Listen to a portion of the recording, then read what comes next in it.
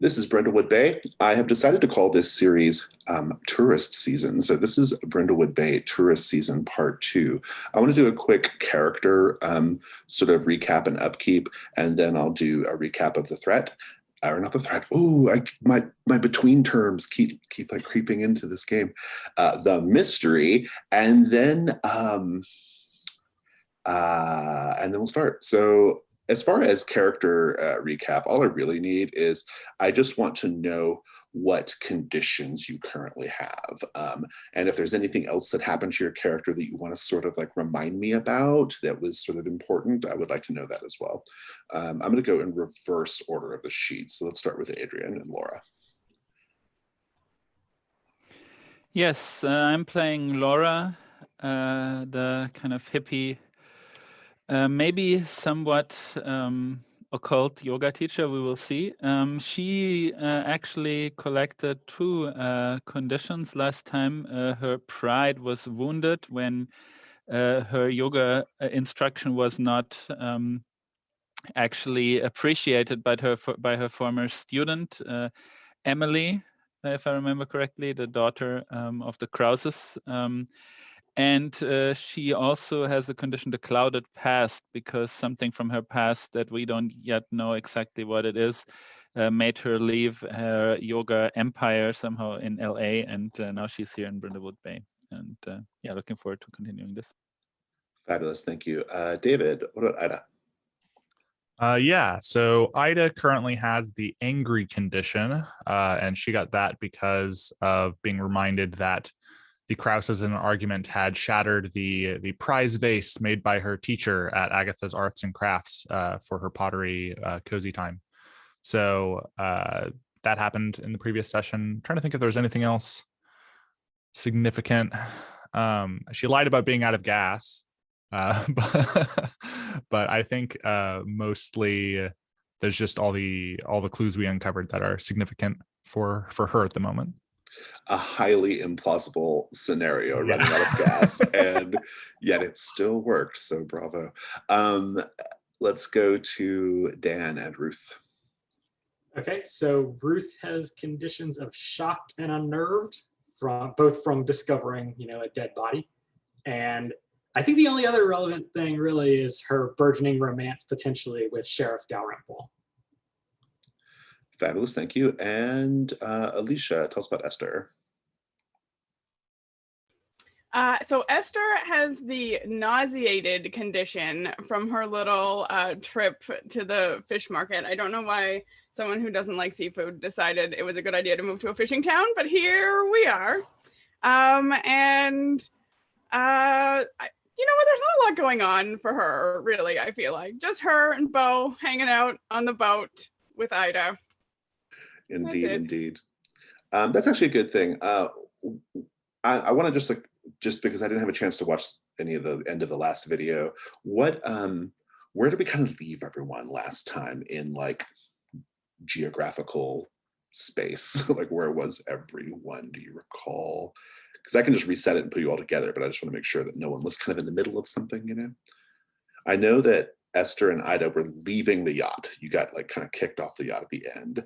And if I recall correctly, Laura was having brunch with two of the Kraus children. I think that's over, right, Adrian?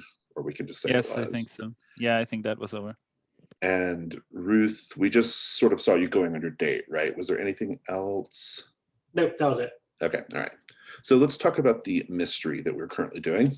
It is Dad Overboard, complexity 6. The way I like to recap these is just to go through the clues, essentially, that you found. And you found 8 clues so far, which means you are probably in good shape to go ahead and theorize about the solution to this mystery whenever you want. But basically, the clues are there was an intense argument between Mother Allison, now deceased, and David on the boat. Emily says that she believes someone from her family killed Albert because Albert recently had the will changed in some way. Albert's body had a pile of waterlogged receipts. These receipts were for quite extravagant purchases. We learned about an affair between Allison and a young soldier who I think was someone's nephew. Did we Is that a thing? That's right. Yeah. That was a minor scandal a while back. There was that infamous shattered vase at the Potter's or antique market, whatever it was. It was an argument between Sarah and David, and I think Sarah chucked a vase at David, I think is how that went. That was like last year. There was a blood-stained carpet below deck on the Regal Lady yacht. A wristwatch was found. It was stopped on 12:30, and David is packing heat. So those are the clues so far. I'll remind you that the way the Theorize move works is whenever you're ready to do it, you just have a discussion as a group. It's kind of, theoretically, it's all your Mavens talking, but in practice, it's like just your as players, you're talking about it. But basically, you have a discussion about who you think did the murder. In this case, 2 murders, right? Because now it's Albert and Allison. And you can, for every clue that you work into the theory, you get +1 to the roll, but the roll starts at -6 because of the complexity 6. So you kind of have to get past 6 to get any kind of positive on the roll. The clue either has to be directly tied into the theory or it has to be effectively explained away in some manner. You can add in any extra context that you think would be helpful. So maybe something that happened, that we didn't quite see on screen that is sort of revealed right now. Like you can sort of add that stuff in as well to make the theory work. That's perfectly fine. And then you just roll. And basically, as long as you get a 7 or higher, it's correct. And now it might be kind of a trickier resolution if you get a 7 to 9. If you get a 10 plus, you're correct, and bringing the person to justice is no problem. If you get a 12 plus, you're correct, and a person from the dark conspiracy will reveal themselves in the scene. Now, we do know something about the burgeoning dark conspiracy. It's still very under the radar for the Mavens, but there was a video that came from Twitter. It was a spot in Brindlewood Bay, and it was a group of people in robes and hoods chanting, doing occult shit on the beach. And then one of them turned around, and it was like horrifying to the person recording the video. So with all that said, let's pick new end of session questions and get going. So at this point, you will take a look at your end of session things there. And the first one is always the same. Did the murder maven solve a mystery? But you can choose something from the other 2 or leave them the way they were. And basically, you just want to role play towards that. And as long as you do that by the end of the session, whether that's in a flashback or in a present day scene, you get an experience point. So.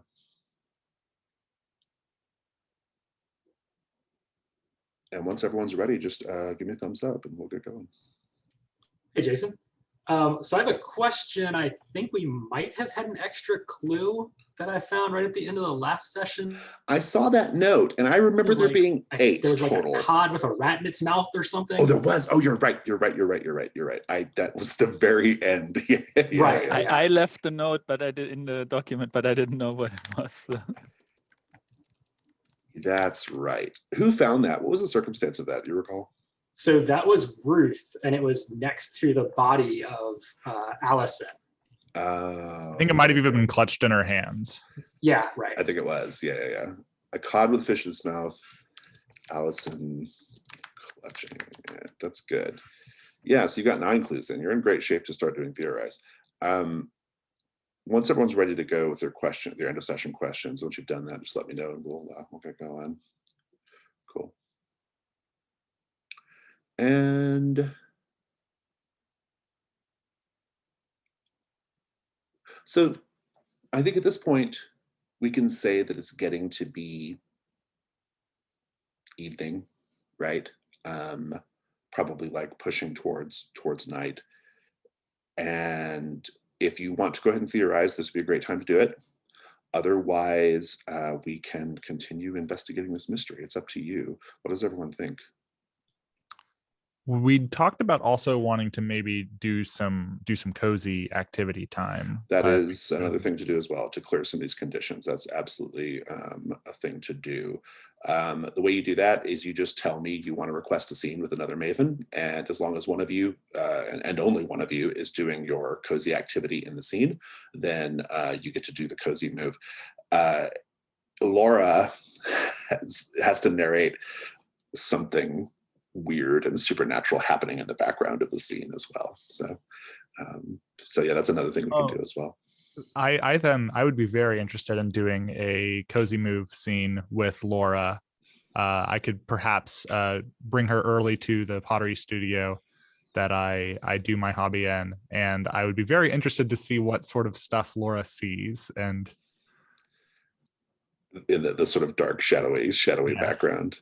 Yeah, that's good. Let's have that scene. So this is maybe like in the evening time. You're both at the pottery studio. Laura, whenever you want to reveal the sort of shadow in the garden details, tell us. But otherwise, let's just have that scene. Role play. So I think Ida, at this point, she comes frequently enough that Agatha has given her a key to the studio space, and trusts her to tidy up and put her clay away after, that sort of thing. Leave it better than she came. And so she would bring Laura in with her, the bell dinging there at the doorway when they come in. And after setting up a couple of the wheels, she would set down a couple of blocks of clay next to them and say to Laura, I think this is actually the first time I've ever been able to share this with you. Do you have much experience with clay?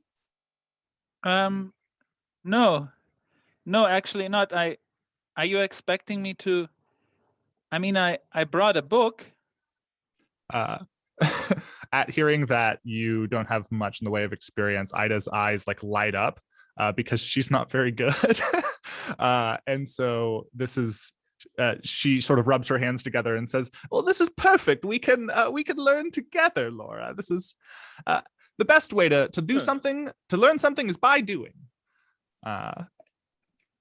And she hands you one of the blocks of clay, and I can at least show you how to set up. I've gotten pretty good at doing that. And she wets the surface, and I do not personally have a ton of pottery experience, but she goes through the process of affixing the clay to the wheel, and she shows Laura how to do it as well. I love it. Laura, what's the dark detail going on? So I think Laura is kind of reluctant at first to participate in this because she's not really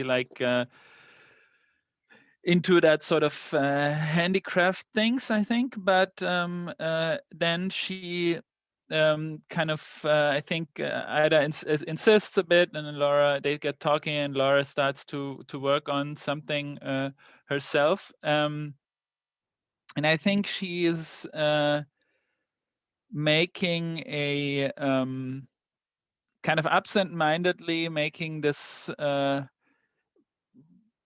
of like something like a cup. It's crooked and so on, but then she kind of makes some markings on it, some decoration, and without really realizing, when she's done, we see that it's the same kind of pattern. It's like some part of the pattern that was also on David Kraus's sweater. Nice. That pattern's getting around. It's good. I think turning from her own wheel, she's maybe working on a lopsided bowl. Ida looks at what Laura has done, and I think it's not like a complete smile. It's definitely one put on for the moment. But she looks at Laura, and that came out really nice, Laura. That looks lovely. I love the pattern you have going on here. A lovely detail, a lovely touch. Yeah, I think it's really something I think when I close my eyes, I kind of see this pattern, and I see like different parts of it, like somehow it's as if it were burned into my into my brain somehow. Have you ever had that kind of feeling that there's something that has kind of taken control of you and you can't shake it, and it feels like I have to get it out. So yeah, I wasn't even really thinking, and I ended up putting it on there, but it looks fine, I think. She reaches across and pats your hand lovingly. Sometimes the clay speaks to me too, Laura. What conditions are we clearing here, do we think? You each get to clear one per the move. I'd like to clear my anger. I think having this experience with Laura calms her down a bit. Sounds Reminds good. her what she loves about it. And Laura? I think actually I'm clearing the wounded pride, but mostly because Laura has just forgotten about it over the kind of concentration. Yeah, that on sounds this. good.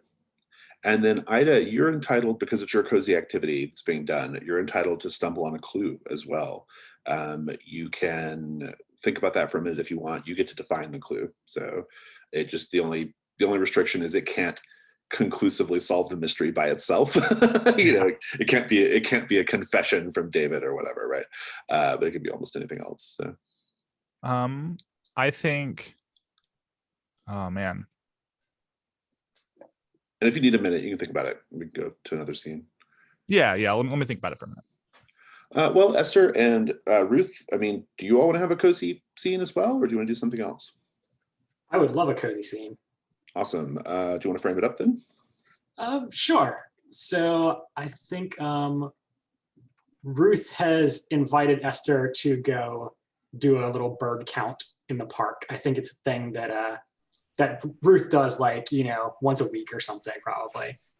So, and I think we're kind of sitting on a bench, like in the shade, and just like watching as the birds are fluttering through the trees. And Ruth is like, well, thank you so much for coming with me, Esther. Ever since Jim passed, like, this was really our thing that we did. And so it just makes me feel so much more at ease to be out here in the park and away from all the craziness that's going on, Oh yeah, totally. I don't get to see birds very often. I have so many things around the garden, to keep the creatures out. Can you tell me about that one? And she just starts pointing at birds and then wants to know all the information about all the birds. Oh yeah, well, Ruth will talk at length about every bird she points at, for sure. And I think she's like, Ruth is getting very into, what native plants you should consider planting in your garden, because you can plant some milkweed and that'll attract the caterpillars that this particular bird really enjoys eating. And so, it's really important to also plant native species and make sure that, you're supporting the birds that are here with things that they can eat. And yeah, I mean, I don't know if you have any real goals for this, but Ruth will ramble on forever on that. So.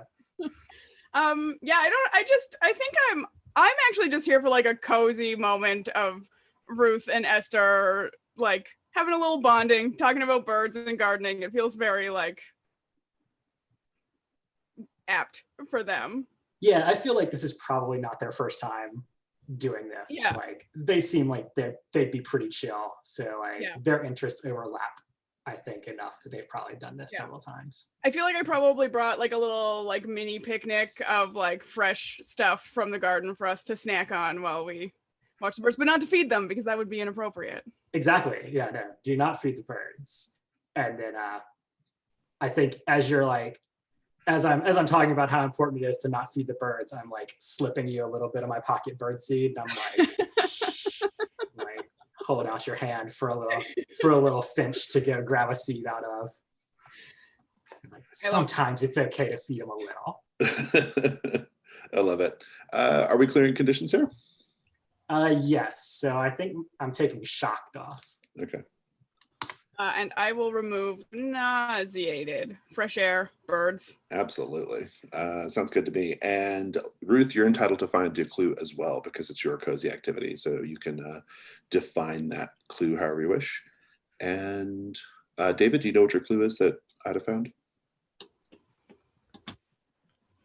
Yeah, I think there's like a realty group in town that is sponsored by like a multinational organization, outside, beyond Brindlewood Bay, whose symbol is like a fish eating another fish. Okay. It's like Bigger Fish Realty or something. And I think that's her clue. Oh, nice. Okay. And so, where did this? What's the context of? So I think the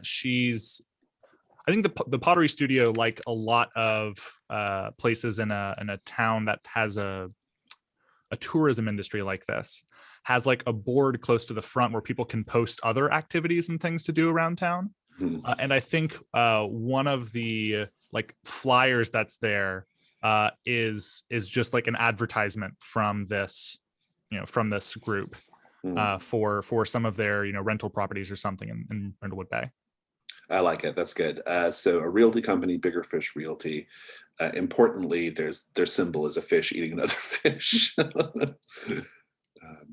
Their logo, rather. That seems really interesting and fishy. Dan, what did Ruth find, if anything? So I think like the crows in the park sometimes give her gifts like crows do. And so I think one of the crows drops off this little locket, and it's a locket that Alison Kraus used to wear. And inside is a picture of a child that doesn't look like any of the other Kraus children.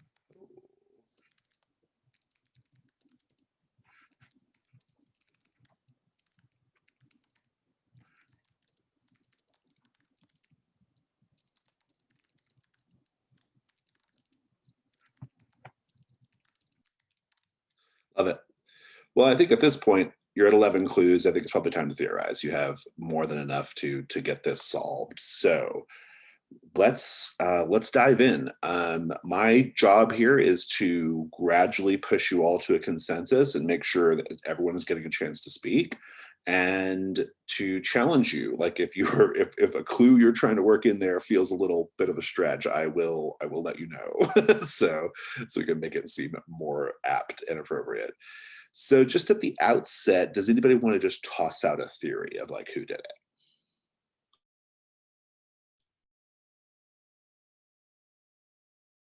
I've been thinking since the very beginning of how I could massage these clues to make it Sheriff Dalrymple, but I think I'm running out of options. Sheriff Dalrymple would be a very, very complicated, complicated suspect. He could be the picture of a child, but now that we've introduced that clue, but I think Sheriff Dalrymple is a saint. He did nothing wrong. All right. This time. Well, Ruth, what do you think? Who do you think did it? Well, so I was clearly angling for another child in the line of inheritance thing. So I think that really sets up David. He has the gun. We have the changed will, this mysterious child. We have a previously known affair between Allison and the soldier. So I don't know about the rest of the clues, but I feel like that's a core that could be like a compelling story, or it could be a huge red herring. I don't know. Yeah, Esther, what do you think? Yeah, I'm on Team Ruth here. I agree that David seems to be the most likely suspect. I also think that the pile of extravagant purchase receipts could play in here. Like maybe they were purchases for the child. And yeah. Intriguing. Laura, do you have any, are you with this theory, or do you have any other alternate theories? I think that's great. So whose child is it? Is it David's child, or is it actually Allison's with the soldier? I gather it was the love child that Allison had with the soldier. That's what it seemed like to me. Yeah. So basically, David is kind of cleaning house in a sense. So he's getting all of the possible, maybe he got into some shady business dealings with the Bigger Fish Realty, and he's like completely in over his head, and he really needs the money from the inheritance. Like maybe he asked his father for, like early transfer of part of the inheritance, and the father refused. And then afterwards, I think Allison might also have refused, that sort of thing. I think we but could he maybe, really needs that money. if we like that angle with the realty, we could add in the context that during the brunch, David mentioned his like realty dealings, right? Which I think would maybe like connect in the bigger fish thing and the sort of like cod eating the rat, like as a kind of like nod to that in a way. Well, so Ida, I mean, your initial thought was Sheriff Dalrymple, but it seems like everyone's leaning towards David. Do you have any other thoughts? Are you still?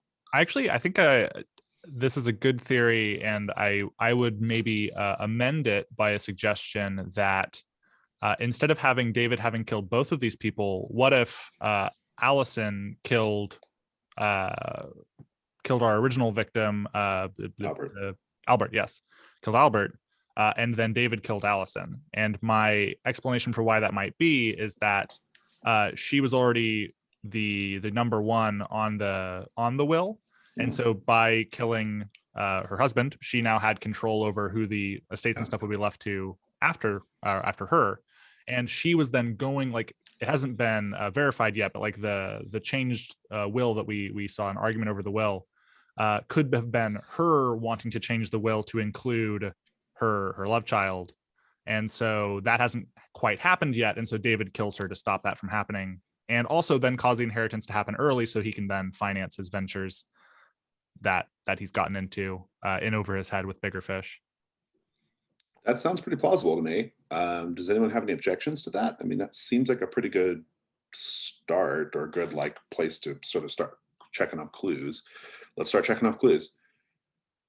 So the argument between Allison and David, that's explained away because Allison was changing the will, right? And so David was pissed about that. Emily says someone from her family did it because the will was changed. That's interesting because Emily was talking about Albert's murder, but maybe Emily's got her wires crossed about like the nature of the will change or something, and like who did it and when. So maybe she sort of like overheard some of, but not all of that conversation. Right. She knows some of it. Yeah. That's pretty good. Okay. Pile of receipts for extravagant purchases. Whose purchases were these, we were saying? I think that they're Allison's purchases for her child. For the love child. Discovered. Got it. Exactly. Albert. And that was because the point is that David got freaked because he thought that with all of these purchases, like if that's the way it starts after Albert's death, right, that basically now all the money is going to go into like expensive presents for the child, right? So that's why he basically was seeing that because Albert probably was always quite frugal and, or at least was not that wasteful, but he felt like, okay, if his mother, wanted to, she could basically just throw it all away in a couple of years, and then there would be nothing left for him. And he really needs that money. Well, if nothing else, the extravagant purchases for the love child probably was just like the writing on the wall for the kids, if nothing else, right? And David especially needs the money. So, okay, that's good. An affair between Allison and the young soldier, that's fairly obvious. What about the argument between Sarah and David? Is this a big nothing here? Because that was a year ago, for one thing. And maybe it's unconnected? What do you think, David or Dan? Yeah, they both suck. Like, they probably argue all the time. I wouldn't be surprised if this is completely unrelated. It might be unrelated. We'll put a pin in that one for now. I was also thinking it could be related though if David was trying to like get her on board to manipulate her. David doesn't actually seem like the kind of person who maybe wanted to commit murder himself. Right. But, was maybe trying to like manipulate his sister into getting involved. I mean, he's pretty obviously a bully. He bullied his way into the brunch, right? And so I think that he was probably trying to bully her, like maybe about the the real estate scheme or like just or anything, right? I mean, it was a year ago, so the context is probably pretty different. But So this could have been when he was starting to get in deep with bigger fish, and Right. so he might have been like pushing her to try to give him some money, or like come in very pyramid scheme-esque, trying to get her on board with his I like his that. stuff involved. Yeah, let's mark it. I like it. What about the bloodstained carpet? That feels that's kind of hanging out in the middle of the air right now. Anybody have any thoughts on that? Well, I mean, so- Albert was murdered on the yacht, right? So that could have been Allison been. killing Albert. Yeah. Okay. How do we actually think that the murders, like, how were they killed? With what kind of? Is that what we're coming to now? Like, were they shot or? Well, we never really defined how Allison was, but I'm okay with saying she was shot if that helps the theory. Like that works for me. So I'm okay with that.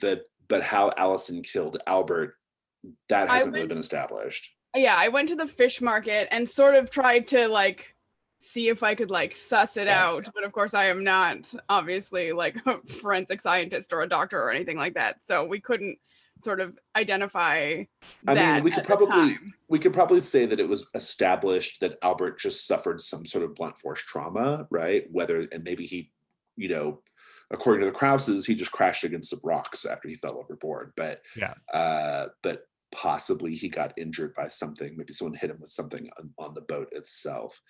I'm gonna put a pin in it for now, but we might come back to it. What about the wristwatch? That's the curious thing to me. That feels like the hard one to work in. It may be a big nothing. I think if the murder occurred there below deck on the yacht, then maybe while the body was being dragged off the ship, the wristwatch came off. And when he had fallen after receiving some kind of blow to the head that killed him, the wristwatch was damaged and stopped at that time. Yeah, and 12:30 could have been like 12:30 in the morning, right? Yeah. So and we know that it was fairly late when he was killed. Okay, I like that. David's carrying the handgun. That kind of can be pretty easily connected up to Allison's death. The cod with the fish in its mouth. We think that's like just basically like David being kind of with an artistic flair here. I like to think that it's quite possible that this I want to keep casting a little bit of shadow on this bigger fish realty group. So I like the idea that they're just a shell of like some really criminal enterprise. And so this is like the calling card for them. And so maybe David feels obligated to implicate them instead of himself. I like the idea of it just being like an artistic, like snarky thing to do. I could see David as well, because it seems like something David would do. But in any case, the bigger fish realty is the connection there, right? So I think it works regardless. The bigger fish thing we've covered, and the love child with the locket, that's done. So that's 5, 6, 7, 8, 9, 10, 11 if we go with the bloodstained carpet below deck on the yacht. I would just like some kind of context that connects that up with the murder, a little bit. Like, was there something that the Mavens saw that we didn't see apart from that, like maybe that was in a like a room storing art for David, if I recall. Oh, it was in David's gallery. That's right. But Allison supposedly did it. So I don't know if maybe that was her trying to pin it on David or something, or they all had access to it. So I'm what if Albert happened to like the art that his son collected, and so he would visit that room often and be like sort of like get lost in thought looking at a piece or something, and that was when Allison. I like the idea that if the Maven noticed anything, maybe Ida noticed that there was like a conspicuously missing, like there's a pedestal or something. A pedestal that's empty. Yeah, I like that. Let's go with that. Empty. Okay, cool. Awesome. So that's 11 clues. That's a great roll. That's a plus 5. So like you should be able to get a really, really good result on this, unless you somehow roll a 1 on 2d6. I'm not sure how that's going to go. So good. Who wants to do the die roll? See how it shapes up. I rolled really hot last session, so I worry that my luck is gone. So somebody else should roll. I don't think you need any luck with a plus 5. That's fair. The curve is 100% in your favor right now. Whoever's got dice, just roll them up. Let's see what we got. Go ahead, David. All right. I do have some out, so. That is a 4 and a 1, so that's a 5. Plus 5. Is a 10. Great. Okay, you get a 10 plus, and let's take a look at the move itself just to do the thing. I'm also going to incorporate, I'm incorporating a rule that I use in the between. It's not part of Brindlewood Bay's rule set yet, but it will be in the final version that we kickstart, whenever that is. But basically, you all can bump up the result to a 12 plus if you all mark one of your crowns. If it's important for you to meet someone from the Dark Conspiracy at this point in the game, you can all mark a crown and we'll bump it to a 12. Otherwise, we leave it at a 10.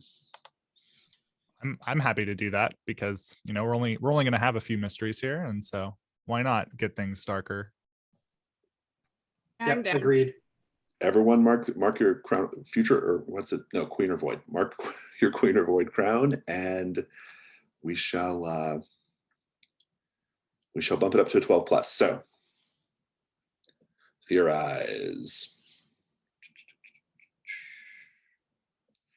On 12 plus, a person, so basically on a 10 plus, it's the correct solution. I'll present an opportunity to take down the culprit or otherwise save the day. On a 12 plus, a person involved in the Dark Conspiracy of Brindlewood Bay also reveals themselves to the Mavens. And so this is how I'm going to frame up the scene. It's nighttime. The Krauses are all at the fish market. Sheriff Dalrymple is also at the fish market. Ruth, you know this because you were just with him. And you all had your conversation prior to this, and you're ready to make an accusation. And the whole family's there. You can make your accusation, and it will go how it goes. But I do want to just do a last paint the scene question here about sort of Brindlewood Bay during tourist season. This is a busy time of year. And I guess I just want to know, in what ways do the tourists make this complicated for you, both either investigating or making accusations? What's the difficulty of all these people being here right now? Whoever has some thoughts, just say so. So many of them will not stop asking for directions. You're in the middle of, I don't know if anyone else lives in a tourist heavy area, but this happens if I'm downtown Ottawa. Doesn't matter. You are clearly busy and they're like, can you tell me how to get to wherever? And you're just shut up. Yeah, that's what's happening. I love it. Anybody else? I think there's so many of them with cameras and other things like that out in the main drags of town that it pushes a lot of the dark and shadier dealings behind closed doors, which means that finding out information can be harder.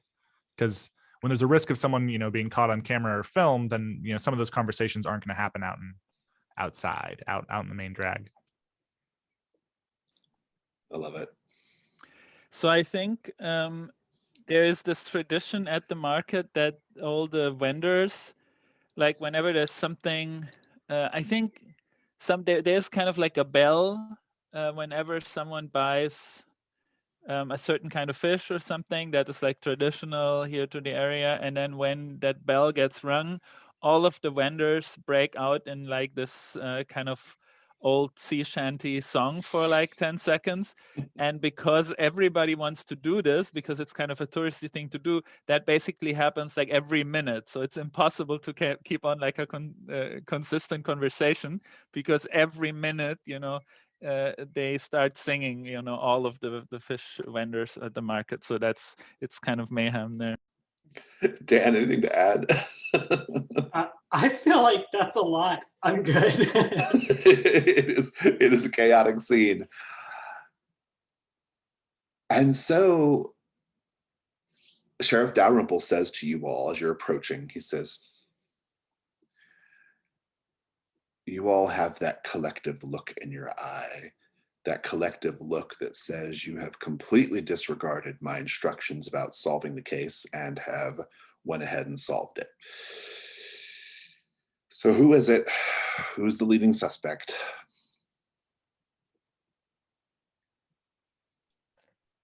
Well, Sheriff, you may not believe this, but we have reason to believe that different suspects are responsible for both murders.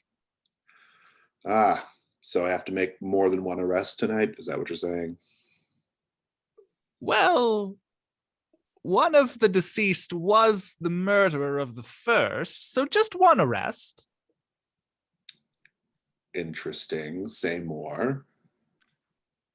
Well, thanks to the help of these fine ladies, we've determined that the son, David, may have killed his mother after she had killed her husband.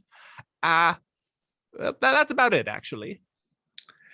And I think with that, you can explain collectively like your theory, and he believes you.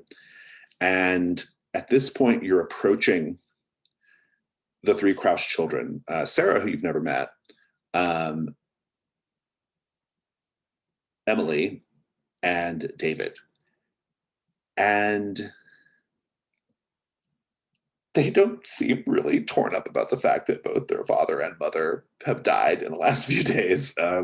They're arguing with each other about something, and a woman, a tourist, keeps pestering David about like directions to somewhere. She's like, "Can you help me?" He's like, "I don't know. I don't live here. I can't help you." And and she just like keeps like bugging him and keeps bugging him.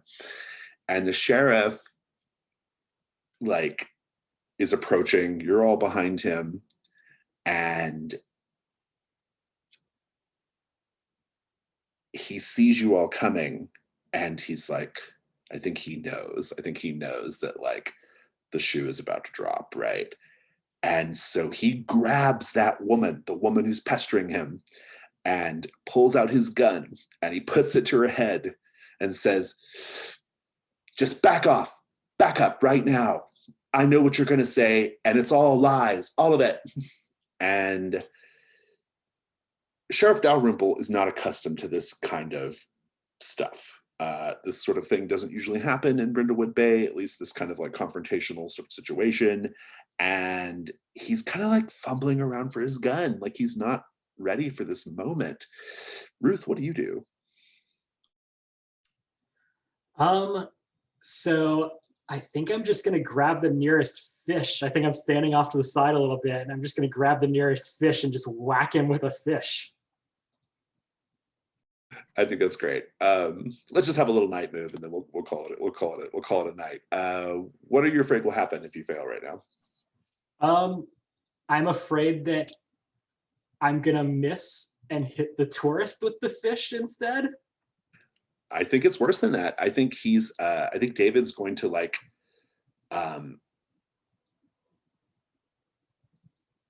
I think he's going to like shoot the gun, but it may not hit the tourist. It might just like be a shot that goes wild into the crowd, right? Causing chaos and panic. Give me the roll with, if you're okay with that, give me the roll with vitality. Yep, that's fine. 6. Indeed. David, you go for the fish and you hit him with it. The gun goes wide. He shoots you in the leg, and you like now have a shot leg, and I'll give you a condition for that. But then everyone's able to grab David. If you're okay with having a condition with a bullet in your leg, then we're good. So otherwise, and it's solved. Otherwise, you can mark crown to not have that happen. But it's up to you. No, I'm gonna do a crown. Okay. In that case, I think the complication is just quite simply that like this is a bit more of a struggle. Just describe what it looks like. Yeah, so I think like he kind of turns, he hears me coming up on him at the last second, and he turns right as this cod just like slaps him right in the face. And he kind of falls over a little bit. He stumbles, and the tourist kind of gets away, and it gives the rest of the Mavens time to come help. Esther, what do you do to or sorry, go ahead. Esther, what do you do to help wrap up David here? I'm gonna stick a bow on him, obviously. Just send my large hound to like, not to like harm him, but like grab at some clothes or like put his body weight on him. Laura?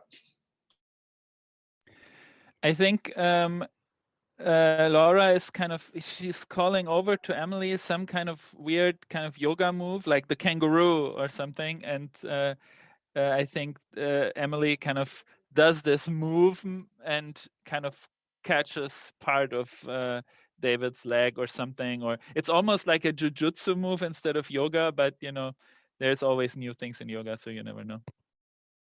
I love it. Good. And that's that. David is apprehended. The sheriff's deputies show up and take him and haul him away. Sheriff Dalrymple, thanks you for your help. I have to reveal a member of the Dark Conspiracy, which I'm going to do. But first, I want to work through some of these crowns because we have a lot of crowns marked at this point. And so anybody who wants to narrate their crown stuff that has to be narrated or resolved or whatever, please do so. Do you want to start, Ruth, since you had Mark 2? I'm just leaning into the Void Crown, so I just did the first 2 Void Crown things. Okay, nice. So you have Shadow in the Garden and the Chariot, which means your reason's reduced by 1, but your sensitivity's increased by 1. Okay, great. And then in that case, let's go over to Alicia. What did you have to do? Did you do Shadow in the Garden? What about Ida? I also did Shadow in the Garden. And Laura? Did the Chariot. I did the Chariot. Okay, very good. So, all right, no narrating anything. Belay my last. The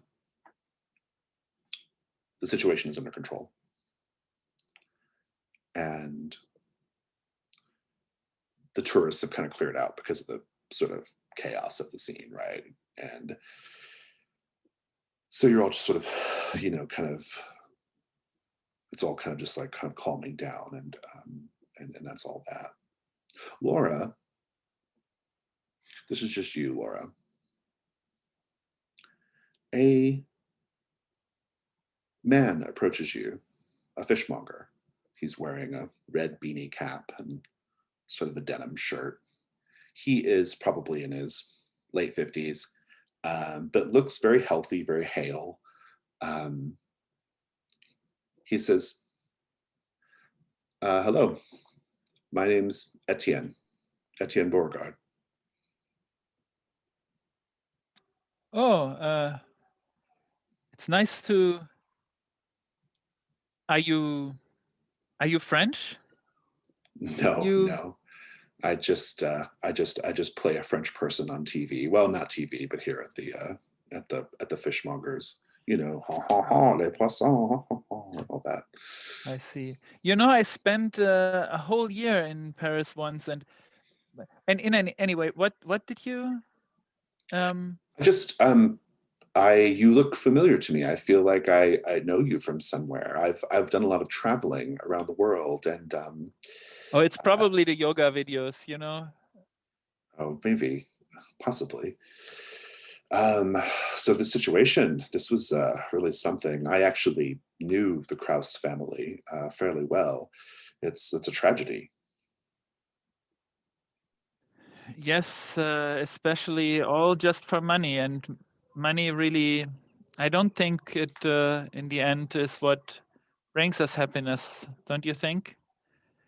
And to see this destruction of a whole family just because of some greed, it's horrible.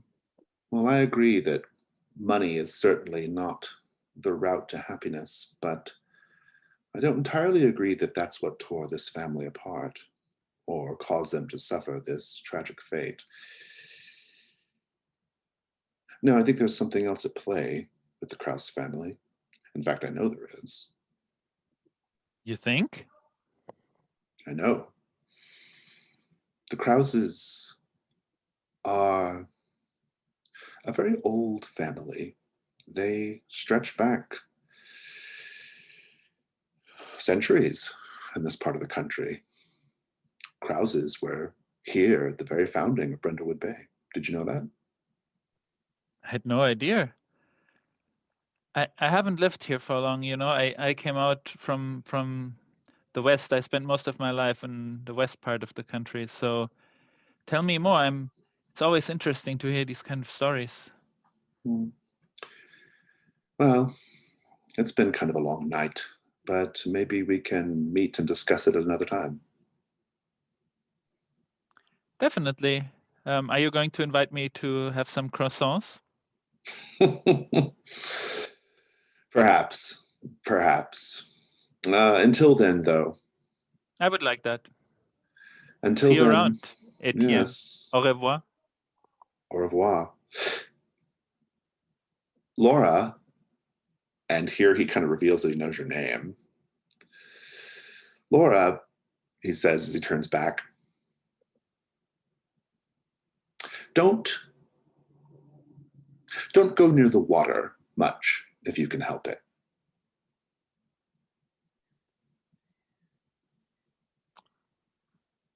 Okay. Especially not in the next few weeks. There are going to be some events taking place in town, and I don't want anyone to get hurt. That sounds really mysterious, Etienne. I'm a mysterious guy. What can I say?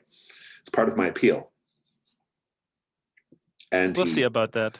He bids you adieu. And we are going to take a 5-minute break. When we get back, we're going to do a round of opening credits scenes where we see each of your Mavens enjoying their life in Brindlewood Bay. And then we'll start the next mystery.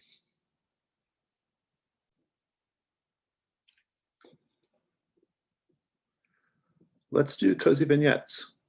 A quick scene. Each of you gets to describe your Maven enjoying her life in Brindlewood Bay as the credits roll. Who wants to start?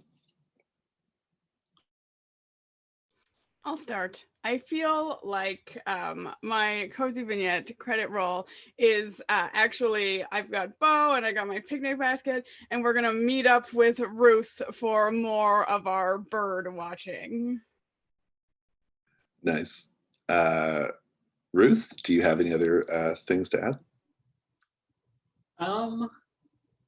So do I have to do Shadow in the Garden at this point? Yes, you Okay. do. You do too as well, Esther. We can come back to you, Esther.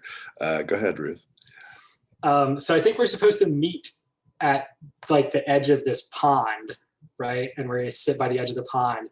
But as we like walk up to the pond, just the whole shoreline is like covered in dead fish. Like it just stretches out as far as you can see. And, but maybe we should go somewhere else today, dear. Is that good, Esther? Do you have anything else to add? Yeah, that's good for me. I was also gonna say that like just out of the back of my picnic basket that like neither of us can see, there's just like a fishtail kind of like flopping out there all eerily. I love it. Ida? So I think Ida, the camera pans, she's at some kind of Brindlewood Bay community center or maybe a public library. And she's hosting a mother-daughter coding boot camp. That's like a 2-day event where, they get to bond together and learn a little bit about STEM. And, she gets to use her skills from her past career and pass it on to the next generation of young women. So I think that during this event, she's busily, that there's a portion where after all the instructions have been given, where she's just busily going from table to table, helping people with little problems they're having with their CSS scripts and their HTMLs. And for one of them, there's like a little girl with pigtails who comes up and like tugs at her sleeve and she, oh, what? And she gets pulled over to her desk and she just points to her monitor where the code on the screen keeps like glitching and rearranging itself. And after a few seconds of this, it starts to form into those patterns that she saw carved on the clay from Laura the other day. I love it. Laura?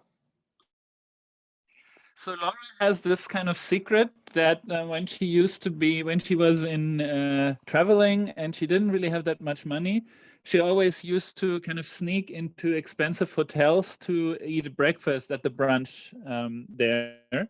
And so I mean, now she has the money, but she somehow still enjoys the thrill of that. And she knows like everything about like how do these kitchens and how do the people work, how does the organization work in these big hotels. So she always knows like where to go and where to pass in. And then she also has all these accents that she puts on, kind of, you know, basically knowing how to appear that she belongs there and that maybe she's kind of, you know, a tourist from England or whatever. And so nobody ever, if she asks for some tea, you know, she never, people would never suspect that she's actually not staying at the hotel.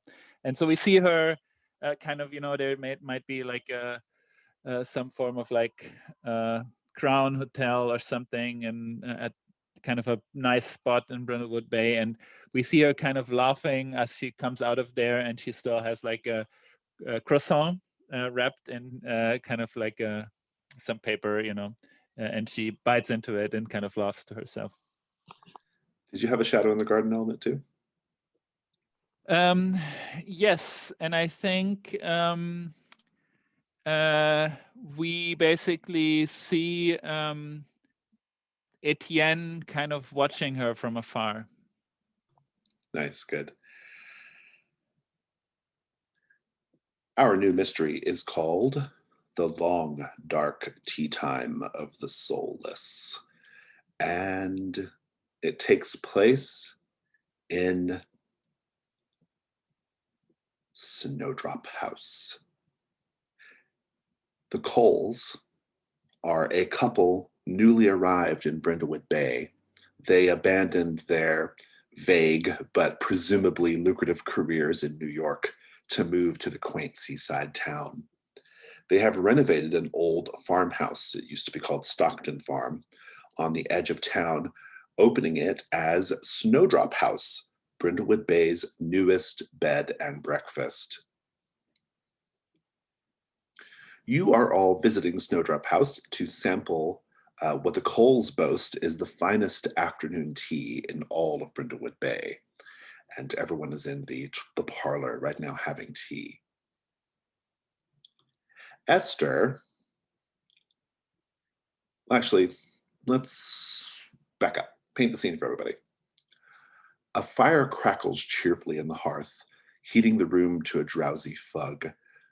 The room has been furnished in fussy Victorian gentility, but what in the room jars with this image or hints at the less genteel past of the house itself? Everyone gets to speak.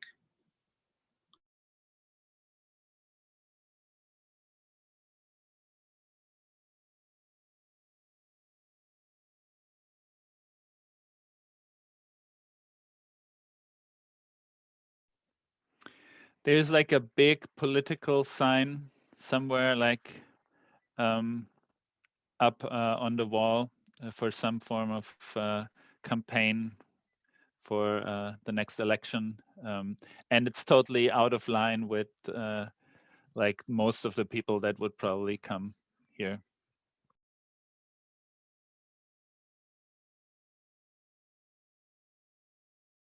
What lurks beneath the surface, Ruth?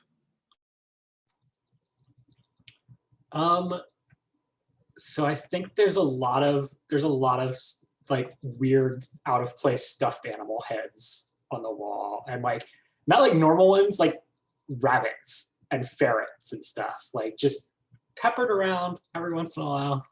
But like plush animals, right? Not like proper animals. Sure, yeah. Okay. Yeah, they're like wacky. Yeah. Cartoonish.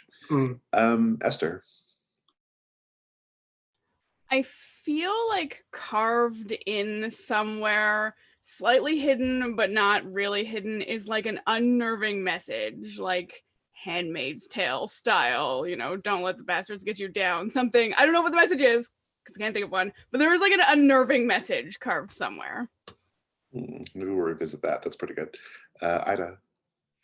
I think that a few of the walls, and there's a couple places in some of the ceilings, especially those that are like original to the building, that have a couple of like little bullet holes in them.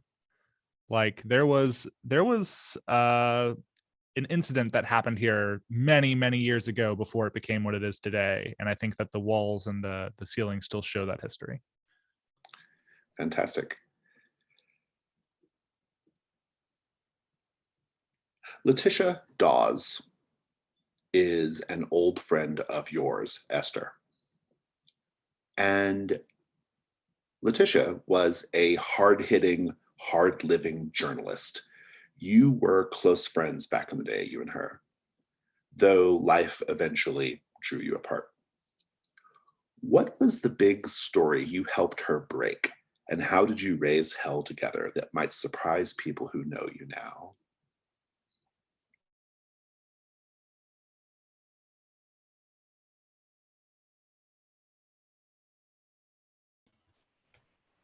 I think we broke a story about some kind of environmental devastation, you know, one of those stories where they were poisoning the water kind of situation.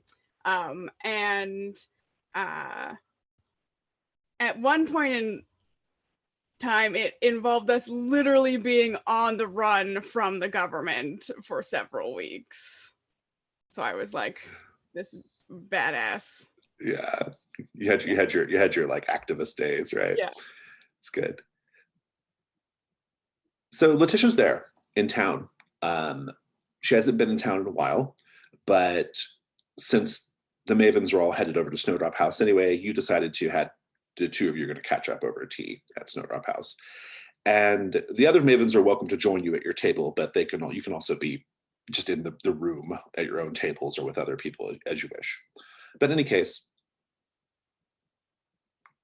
she claims she's there in town reviewing local beds and breakfasts for like a paper. And that's why, maybe she suggested you all come here, right? But I don't know. You know her well enough to know that this is not the kind of work she normally does, right, Esther? So maybe we can explore that a bit.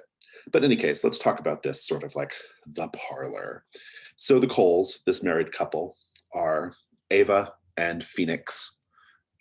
And Ava I would describe her as porcelain perfect. She wears very expensive, conservative sort of fashion under very immaculate aprons.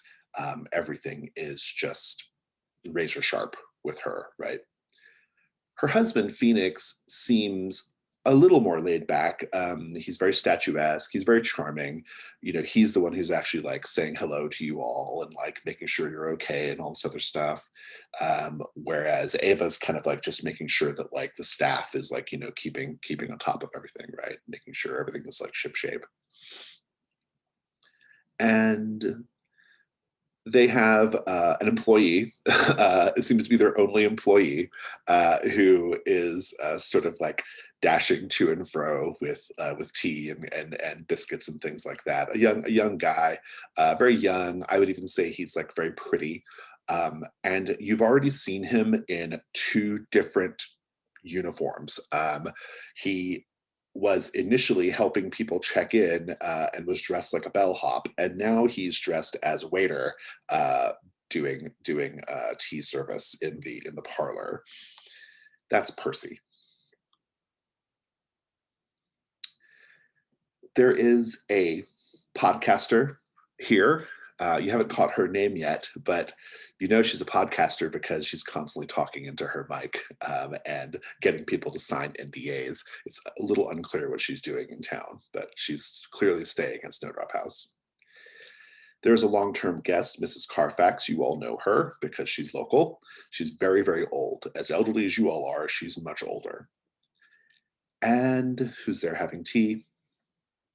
And there's a businessman from out of town, and you could just hear him on the phone. He's like, oh yeah, like, I mean, shit tons of cultural value. Yeah. I mean, if you just, honestly, we could just bulldoze a couple of these places, put up some condos. I mean, this is money in the bank. and all of you are there as well. I just want to go around the table and find out what everyone's doing in this scene right now. No murders have happened yet. Ruth? So Ruth definitely wants to go talk to this podcaster. Oh, nice. Are you going to approach her? Oh, yeah, for sure. All right, we'll come back to that. Laura, what are you doing? I think Laura is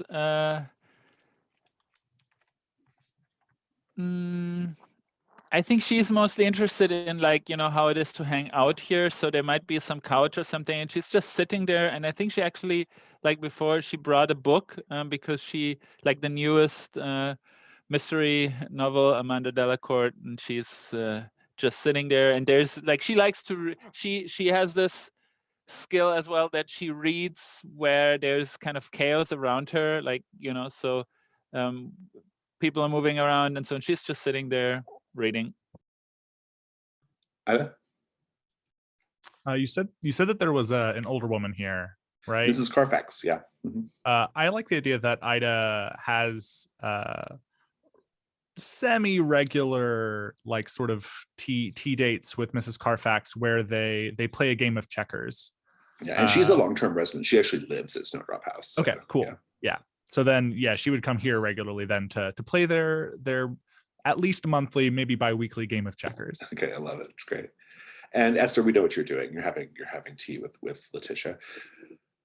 Letitia says, "So how are things going? Like, let's catch up.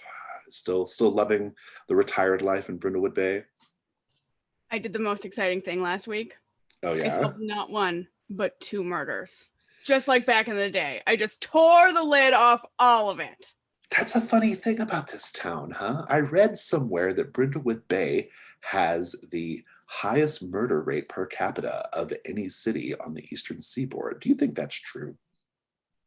Oh, probably. You don't want to live here. She says, "Well, you know, it's a very lovely town. I mean, it's beautiful, picturesque even. I'm happy I get to be here doing this job, reviewing local hotels and B&Bs. Yeah, about that.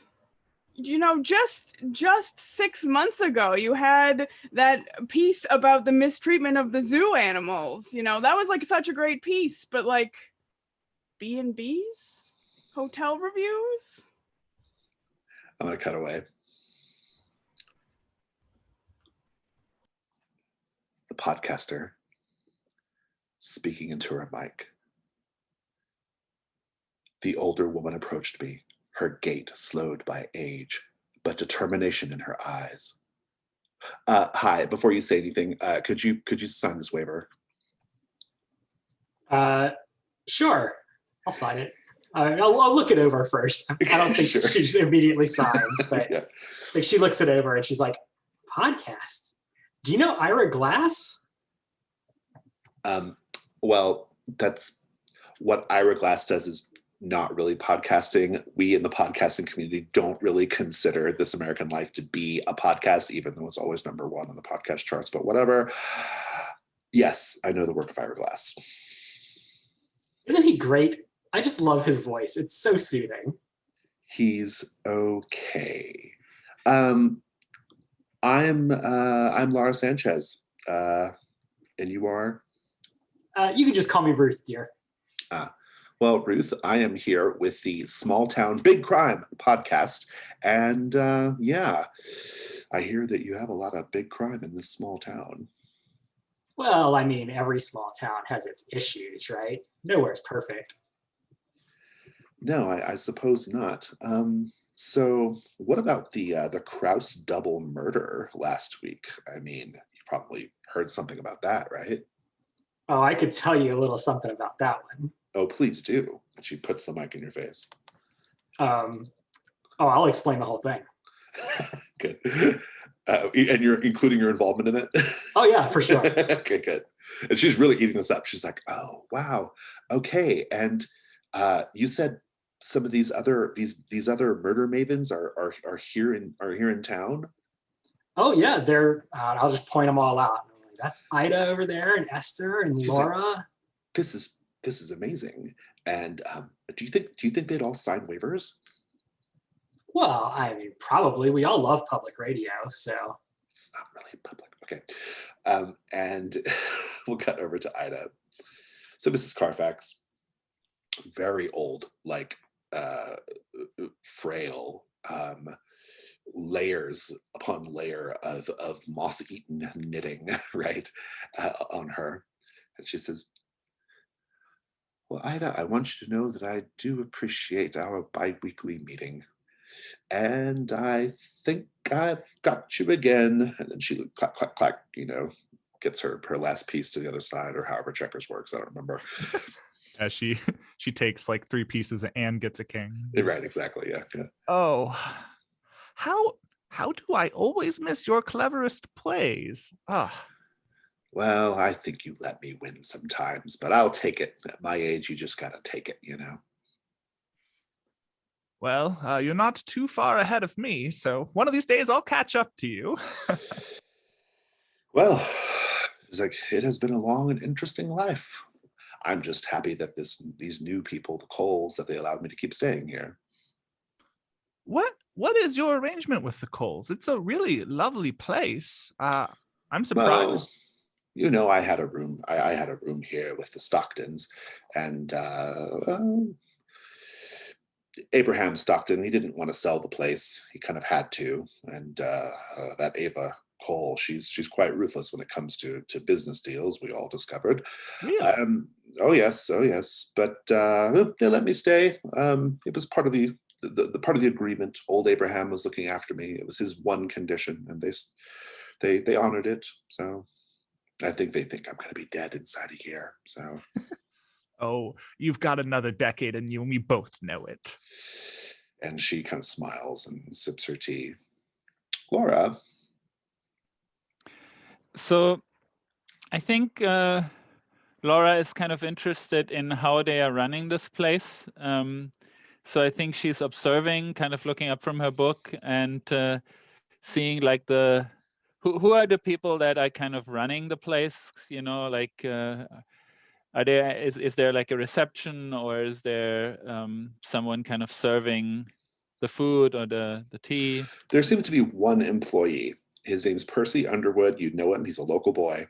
And at this point, the next time you see Percy, he is wearing like a pastry chef outfit. And he comes out and he says, Madam, I just wanted to know how you're enjoying the cake and the cookies, or sorry, biscuits. They are really excellent. If you hold the tray a bit different, then it's much more stable. That's the way they do it at like all the big hotels. So if you just put your thumb to the side like this, and then you will see it doesn't wobble as much, and that's you can good. move faster. Oh, thank you. I'm still figuring all this out. I know, Percy. A little secret between you and me: I didn't actually bake these cookies and cakes. Well, who would have thought? And tea is going fine. Letitia says, "Well, since you asked, I have been." Maybe I shouldn't say. Oh no, you should say. Well, let's just say I heard a little rumor, and I think there might be something shady going on here at this establishment, or at least something related to this establishment. And, well, I'll go ahead and tell you what I know. It's like old times, huh? Isn't it, though? So, what I heard is that and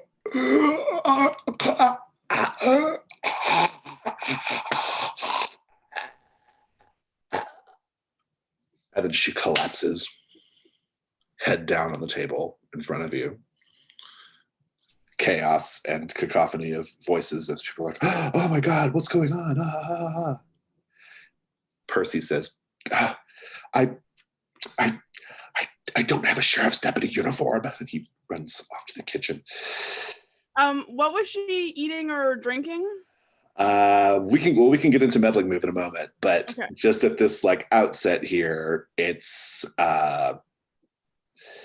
basically shortly after her death, the Coles call the police, and a Deputy Brett Anderson shows up. Deputy Brett is very buff, dressed in like a sort of, khaki colored sheriff's deputy uniform that's like one size too small, and it's the kind with shorts. He's normally like a bike cop down at the boardwalk, and he just happened to be in the area, so he got called over here, and he kind of like secures the place. He's like, I need everyone to stay put for now. We have to. I just need to make sure. I need to take an account of everyone. Find out what you saw. Find out what you know. If you could please just let me know before you leave the grounds of the bed and breakfast, that would be terrific. And right.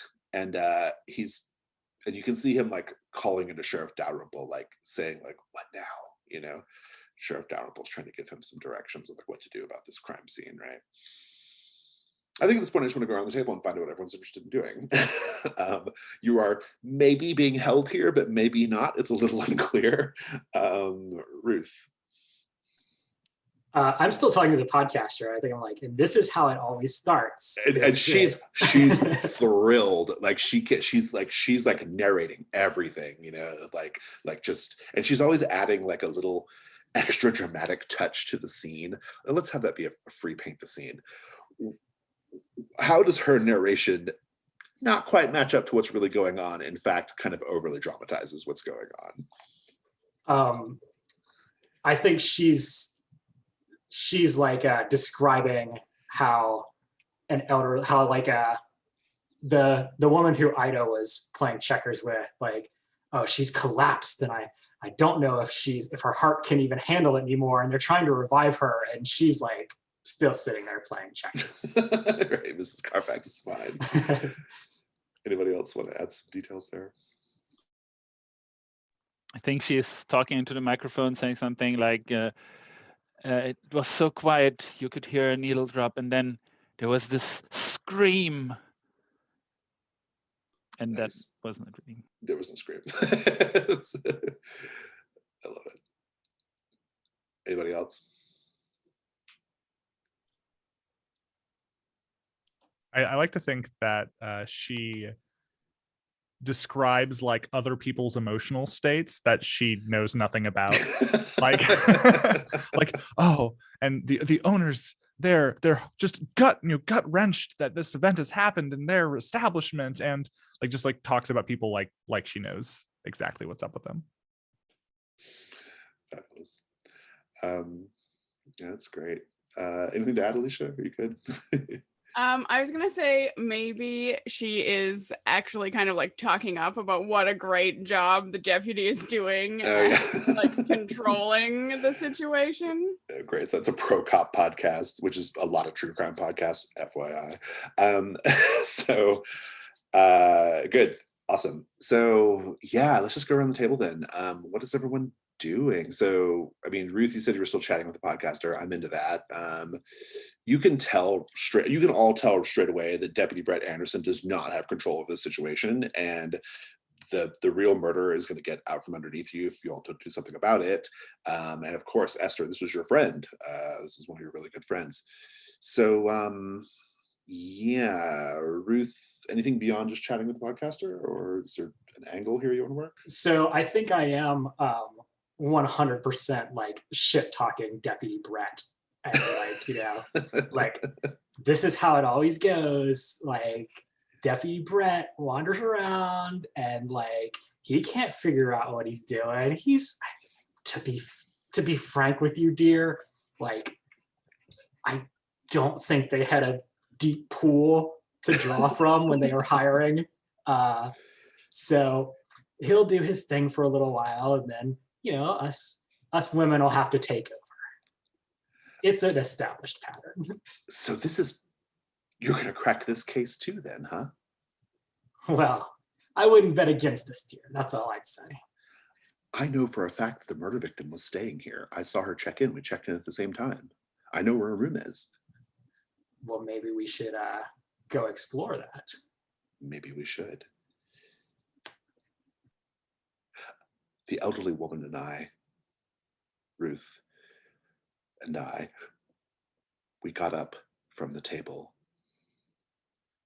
tremulous, nervous.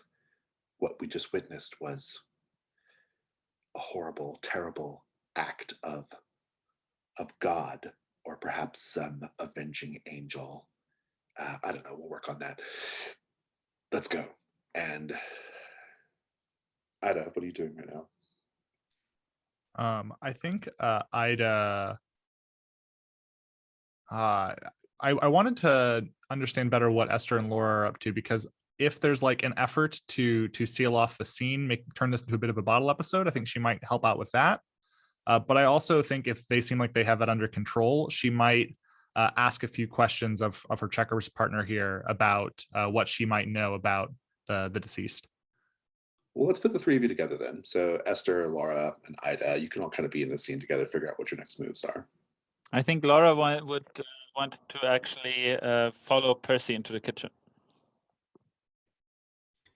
I'm about getting whatever information I can from the dead body of my friend who is right in front of me. I can't decide if that's swiping what she was eating or seeing if she has some kind of like bag on her that maybe has that rumor in it. Let's do that meddling move now then. Do a meddling move with reason. That seems like the logical thing to do right now. And let me take a look at, just reprise myself of conditions if anybody has any. Doesn't look like you do, so. I am curious how you feel about your dead friend though. Death doesn't upset me. I feel like, oh no, that's not true. Death does upset me, but I have my like hard-hitting investigative reporter, which as a reminder, I actually wasn't really a hard-hitting investigative reporter. I just like to feel like I am. So You're also not a detective, but here we are. You know. And so it is upsetting. We have good memories. But I'm pushing through because there's a story, and like my own hound, I gotta like sniff out what's going on. I like that. I'm gonna give you the condition bloodhound. Ooh, yeah. Yay. That's a 12 on my meddling move. Nice, very good. Love that. We'll come back to that. Well, so Ida, I mean, Laura and Esther are already into it. So what are you doing? So then I think she walks over to the deputy and just pushes him aside and starts like, all right, everybody, stay right where you are. Stay at your tables. Stay here in this building. I'm going to lock all of these doors. You have the keys, don't you? And like she wants to lock this place down so that everybody stays put, because if she just suddenly died, there's likely a immediate cause for that. So the murderer is probably among us right now. And Ava Cole, tall, pristine, elegant, she says, and excuse me, but who put you in charge? Well, I did, of course. She doesn't know how to respond to that. She says, well, I mean, yes, we obviously have to secure the situation. And she seems very frustrated. She goes off to lock doors. And Phoenix Cole, he kind of like says to you, Ada, he says, it's really horrible, someone dying in our establishment like this, but there's also something kind of exciting about it, right? It's like out of a movie. I personally prefer when my movies stay on the screen. Or it's sir. like one of those Amanda Delacourt novels. And like her eyebrows immediately jump up. Oh, you read? I do. Yes, I'm a bit of a mystery fan, as it turns out. Oh, well. Now, if we're comparing it to a novel, I think one novel in particular really is reminiscent of this. And she starts to trail off and describe a plot from one of the novels where a character suddenly died. I don't want to dip into the Amanda Delacourt move right now. Might be a good setup for the future, though. Yeah, for exactly. Sure. We'll come back to that. Laura, you said you were following Percy to the back, yeah? Yeah, I think he said he was going to look for a deputy uniform or something. So, Yeah, where he was complaining because he didn't have one. Yeah. Let's let's first do this is the kitchen. So let's do a paint the scene in the kitchen, which is the kitchen prominently features, this is for everyone, the kitchen prominently features an old wood burning range, and the whole place feels like a step back in time. The sweet scent of baking suffuses the room, though nothing was actually baked. And question, what signs of the unusual abundance or seasonality of the produce used here is on display? Like it's almost picture perfect, like this abundance in the kitchen.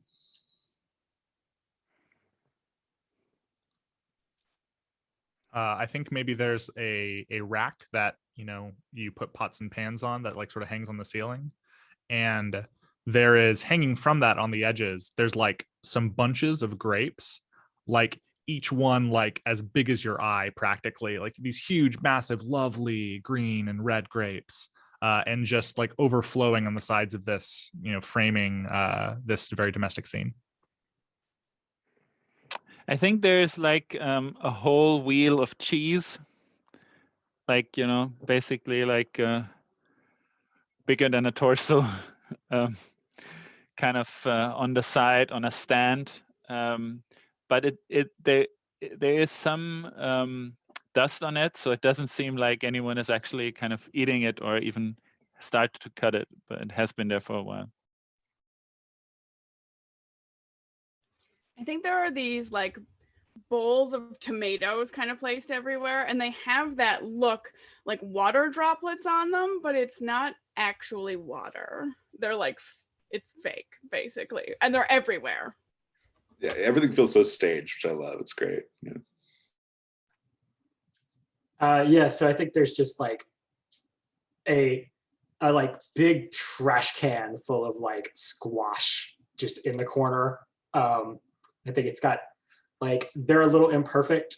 And so they're just in a corner, like covered with a little piece of plastic.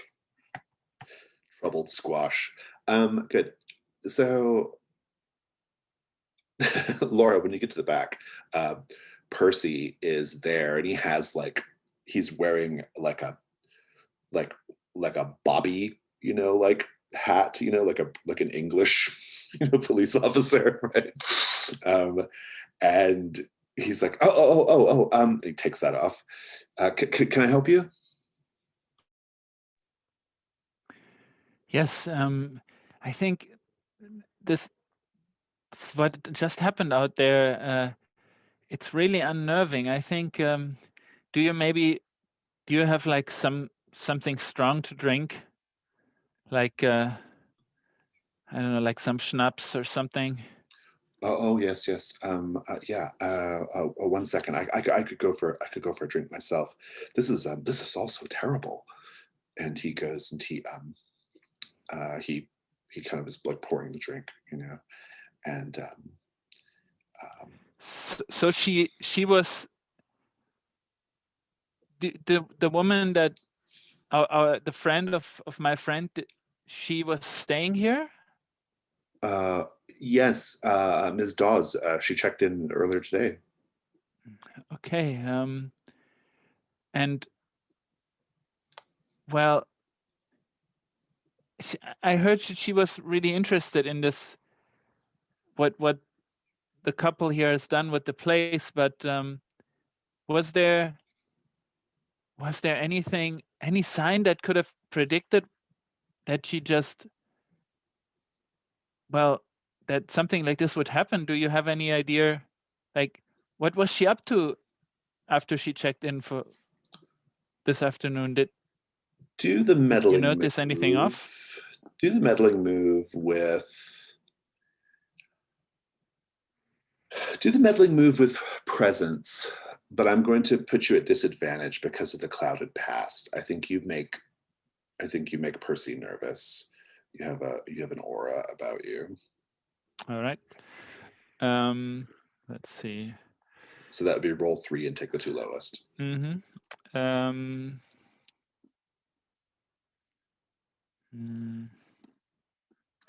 I think actually I might, seeing that Percy is kind of nervous, I think I might take out this little tin with the joint inside and say, like, maybe after we have this drink, we should try to calm our nerves. Are you going to mark that? Yes. Okay, so that'll negate out the disadvantage. Okay. So. All right, let's see. That is a 10. Nice. We'll come back to that. And let's get a scene with Ruth, and then we'll go back to Esther's meddling move. So Ruth, you and Laura Sanchez are going up the stairs. The rooms are like on the 2nd floor of the Snowdrop house. And she says, so where do you think we should start? Well, we don't want to disturb too much, or we don't know the sheriff's first name, right? Sheriff's Wyman Dalrymple. Wyman Dalrymple, or Wyman will get very upset when he gets here. Wyman is the sheriff. Yes, Sheriff Dalrymple. Sheriff Dalrymple, very good. You're on first name basis with Sheriff Dalrymple? Well, I mean, when you've solved as many murders as we have, you get to know the sheriff. He's a wonderful man, actually. Very misunderstood. Okay. Well, so I'm sorry, where should we start? Well, I think the best place to start is probably to kind of maybe just lightly snoop through her luggage. Got it.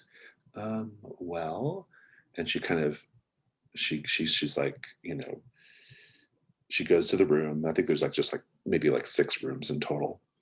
And she says, well, this is the room she's staying in, but it seems like the door's locked. If only Ida were here.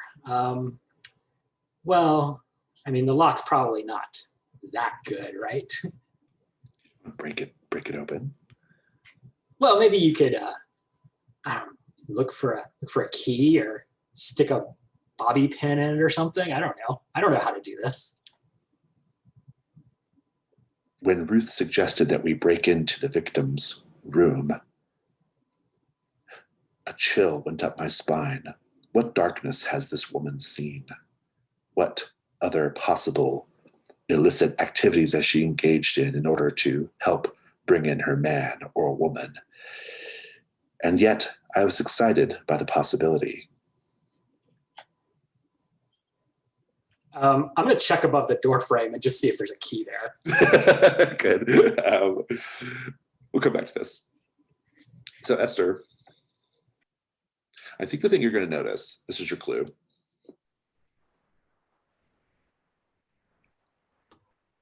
Letitia had just ordered pomegranate juice, a kind of unusual thing to order at tea, but they had it.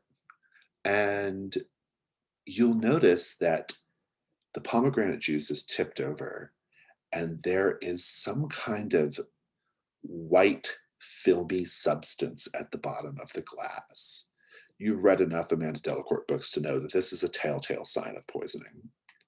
And so that's almost certainly how she was killed. It was a poisoned pomegranate juice. What do you do once you realize that?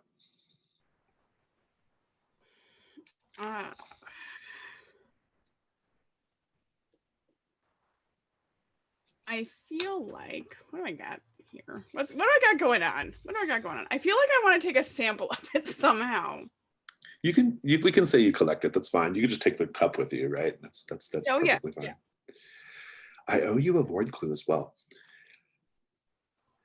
As you are looking at the glass and the room is kind of cleared out a little bit at this point. Like people are, the businessman and Mrs. Carfax, they're kind of getting ready to go up to their rooms, and some people have gone off this way and that. And I mentioned that there's a crackling fire in the parlor. And out of your peripheral vision, you realize that the fire, it seems to be like there's like the shape of a twisted face in the fire. It almost feels like it's looking at you. What do you do?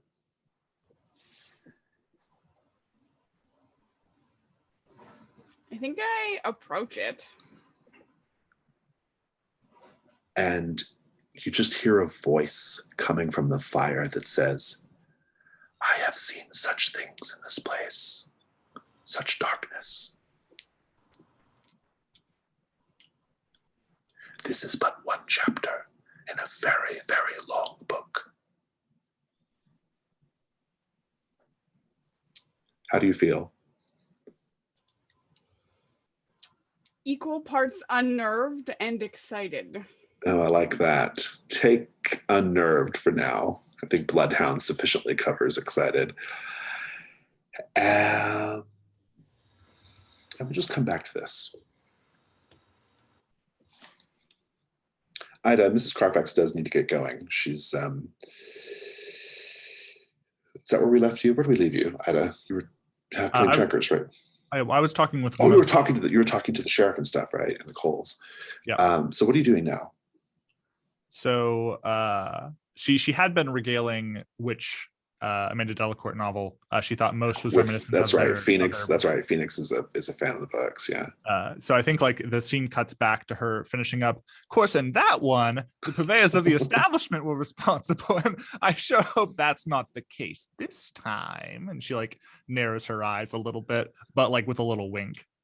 He's like, well, I mean, if I did do it, I would certainly know how to avoid getting caught, wouldn't I? And she chuckles a bit.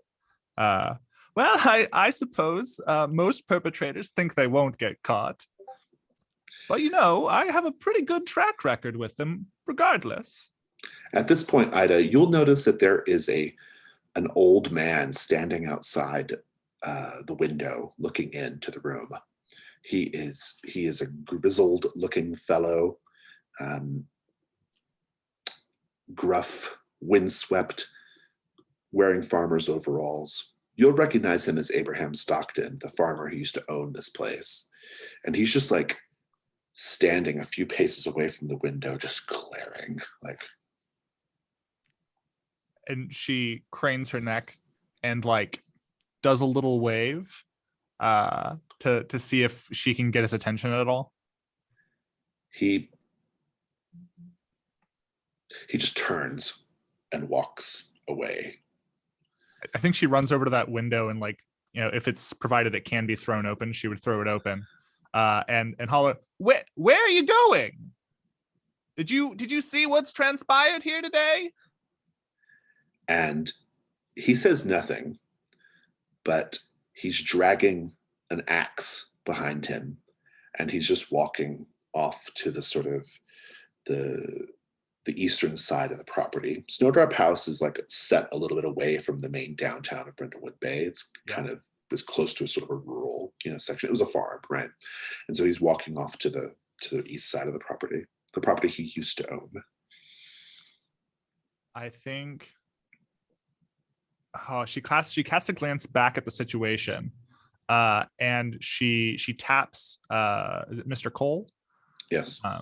She taps him on the shoulder and says, I hereby deputize you to make sure that nobody leaves this place. And then she goes back over to the window and like throws a leg over the sill and hops out to follow after him. Nice, good. So Laura, you got a 10+ on your meddling move, right? With Percy? Yes. Let me grab you a clue real quick.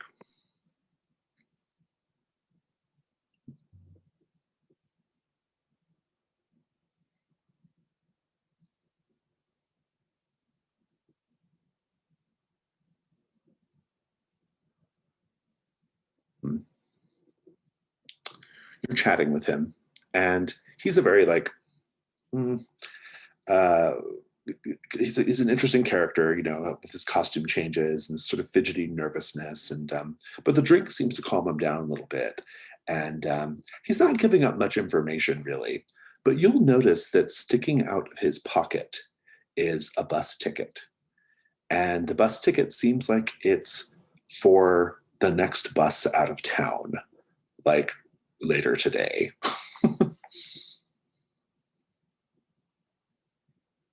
That's your clue.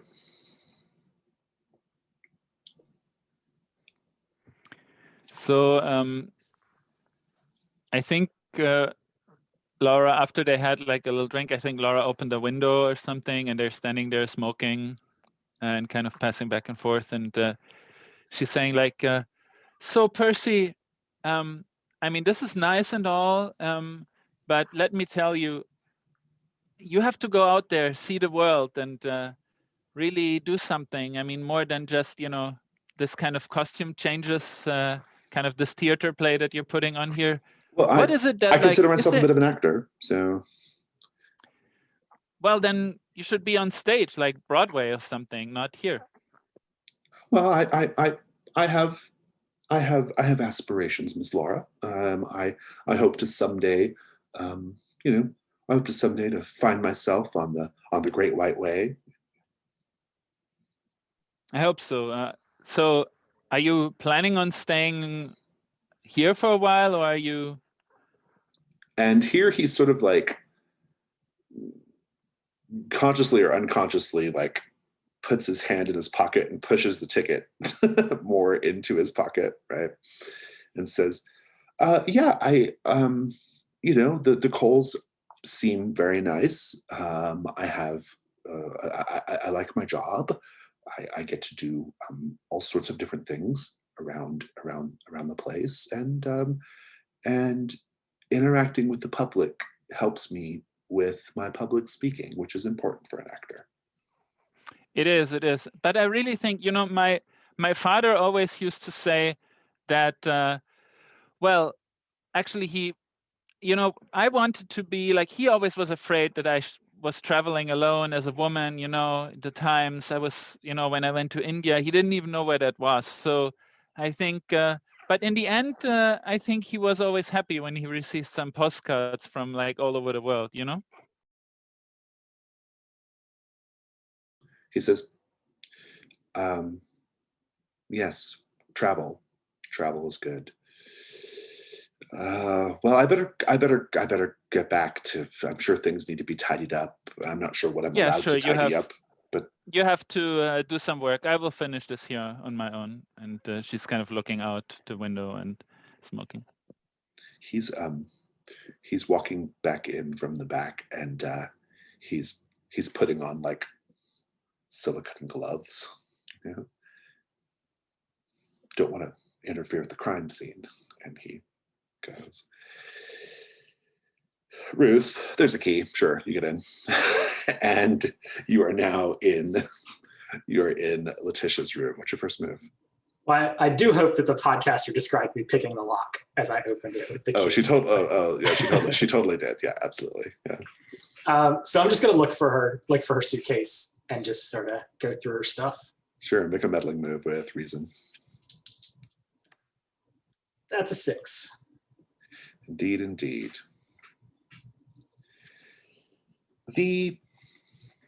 Letitia, perhaps out of some sort of paranoia because of what she was working on, actually took the time to black out the windows.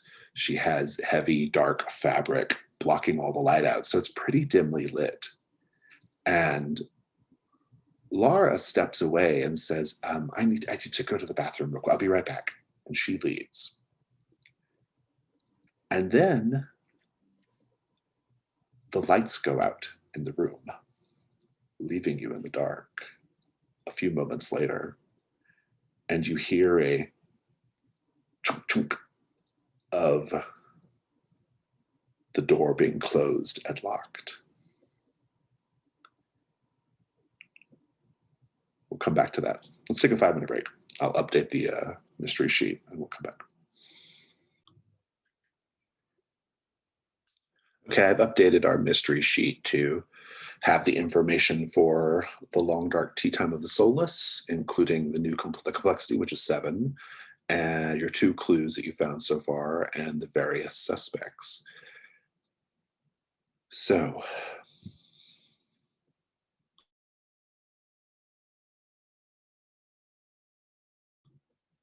Ruth,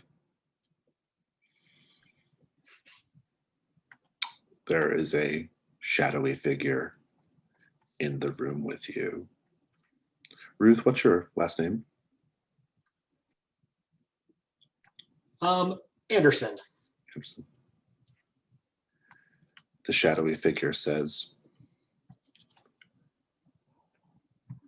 "You are overturning rocks that should not be overturned, Ms. Anderson." What? Who are you? That is also something you shouldn't be concerned with. I need to know if you're going to continue being any trouble. Well, I'm certainly not going to stop because some anonymous man in a shadow tells me to. I would say that like their voice is probably disguised, so you can't tell if they're a man or a woman. Okay. Then I'm afraid this situation is going to get pretty ugly. I'm not afraid of you. You will be. And it's dark in there, but you can hear the distinct like cocking of a gun. What do you do? I think I'm just gonna try to like yank down the blackout curtains so we can get some light back in here. See what's going on. Indeed. I like this as a night move or day move. Is it a night move though? Because it's on dark. I think it's a night move because it's like a completely darked out room. That sounds fair. What's the worst that could happen here? I get shot.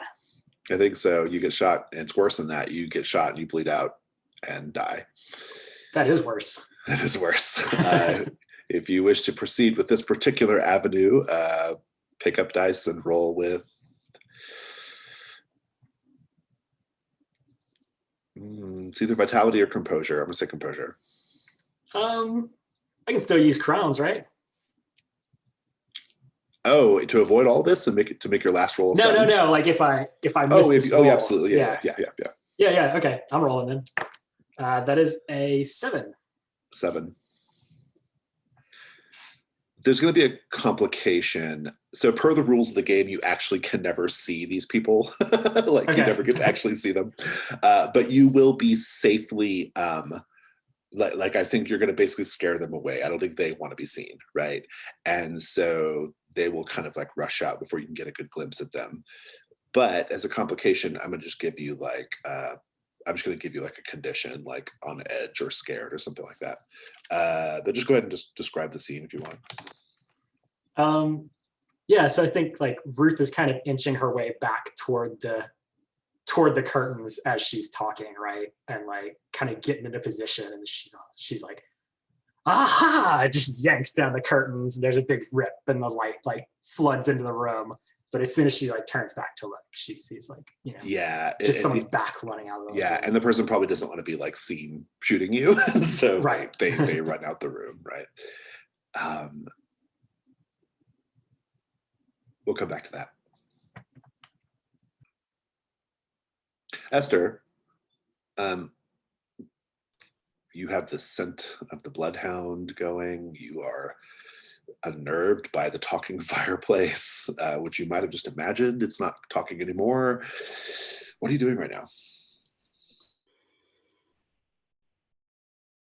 I have the glass. I think.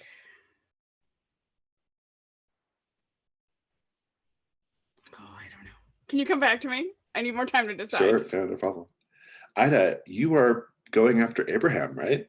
Yes, I was. You can follow him. Are you going to be following him at a distance? You can try to catch up with him or what? So I definitely think she wants to try to catch up with him and talk with him more. But I think along the way, I'm kind of interested in using Fox Mulder. Oh, nice. Love that. Yeah. So like I like to think that because he was headed towards, you said, like the east side of the farm, right? Yes. So I think that upon leaving the house, like almost as soon as her feet hit, the grass outside and she starts chasing after him, there's like a quiet beeping on her hip from her pager.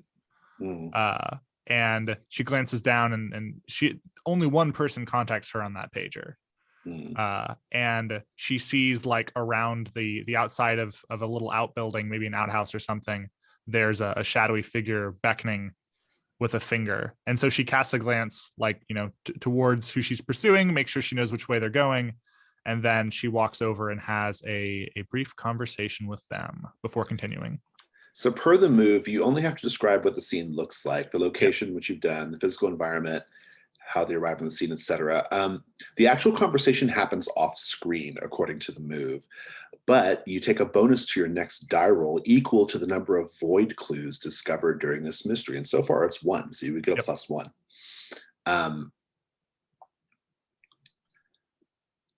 How does it make you feel to be meeting with the informant? I think for whatever reason, she can't ignore these meetings. Okay. And so I think she comes out of them almost always irritated that she's been interrupted. Even though they've been helpful in some way, she always comes out of them irritated. Okay. I don't think I'm not going to rise that to condition level, but I just wanted to know. Well, okay, good. We'll cut away from that. You're having your meeting with the informant, and you have your +1 bonus. Or I suppose if another void clue turns up before you take that bonus, it could be more. Laura, where do you head after? Actually, Laura, first of all, is going to make use of the fact that she's alone in the kitchen now. So she's going to look at that oven of wood burning range, and is going to see if, because this is exactly where Amanda Delacourt would find something. But she's gonna look around the kitchen. That move is on the table if you want to get a 12+ on this.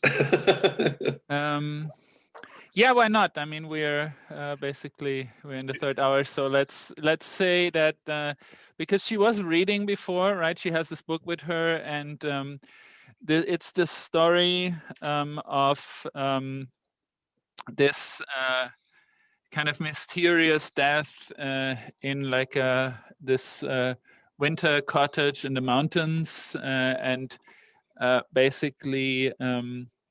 People are, of course, heating with firewood and so on. And then there's this moment where someone picks up firewood to rekindle the oven. And under the firewood, they find kind of some really interesting piece of evidence for that particular, helps solve that particular mystery.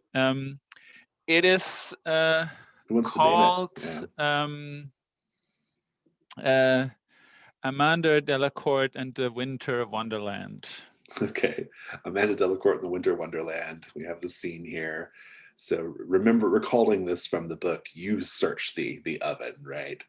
And you are going to find some stuff. So basically, you can state a fact about the current situation that I have to incorporate, or you can just take a 12+ on what is going to be a meddling move. I think I'm going to take the 12+. Okay. And so... well, Ida, your bonus is now up to +2. So because another void clue is coming into play. But you get your clue and a void clue, Laura. I'll give the clue for now. We'll come back to the void clue.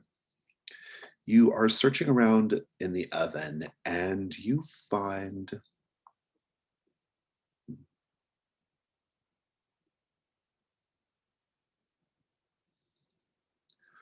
what appears to be pages torn from the guest book, slightly charred on the outside, like they were trying to be disposed of. So Esther, what's next? Okay, so I think that it's been a little bit now. I'm coming down from that kind of immediate adrenaline of, oh shit, my friend just died in front of me. am a little distressed. I think that and now I've had this strange fireplace experience. I out of the corner of my eye, I think I see like there's like a pile of board games in the parlor, and I think I see an old Ouija board, and I'm convinced now that the thing in the fire was Letitia trying to talk to me. So now I want to try to talk back. Using a Ouija board? Using a Ouija board. That's the occult move. That's exciting. Let's talk about the occult move. We haven't done it yet. When you engage in an activity related to the supernatural or the occult for the first time, imagine what your actions would look like as a move. Say what triggers the move and roll sensitivity. It sounds like the trigger is using the Ouija board, right? Is that fair? Yeah. Yeah. Roll sensitivity. Which I think is -1. That would be a 6. A 6. On a miss, it's not something the Mavens can ever do, and you also mark the crown of the void. It's smarter to just mark another crown to get a 7 to 9. Yeah, that's what I'm gonna do. Yeah. Which crown are you gonna mark? I here? think I'm gonna mark the chariot. I'm gonna lean into the occult here and mark a crown of the void. Sounds good. So on the 7 to 9, you have to also mark the crown of the void in addition to, well, so you have to mark something to get to the 7 to 9, and you have to mark the crown of the void. So I guess I'm marking 2 crown of the void then. That Hello, is pallid mask. It is dangerous territory, because if you get forced to mark another one, because sometimes you get forced to mark it, like in this case. So just be careful. But yeah, because you can mark the crown of the queen as well if you want. I feel like leaning all into the occult feels like the right thing. Yeah, no, that's good. So. You get a condition obsessed with the void as well for doing that, which can never be removed, by the way. Wonderful. Go me. But the move is the thing. You can all do this now. You can all consult the Ouija board to learn things, and I think we'll write the move later. But basically, I'm just going to say you get a clue from the Ouija board, right? And we'll kind of make the move more precise in between sessions. But for now, we'll just say you get a clue, and someone is speaking to you. Who? I don't know yet. We'll come back to it. Ruth, after your heroic maneuver here, what do you do after this encounter? Laura comes back. She's like, did I miss anything? Oh yeah, I tell her everything. Okay. She's dramatic detail. This is amazing. Like, and then you're like, you're doing the thing. It's all great.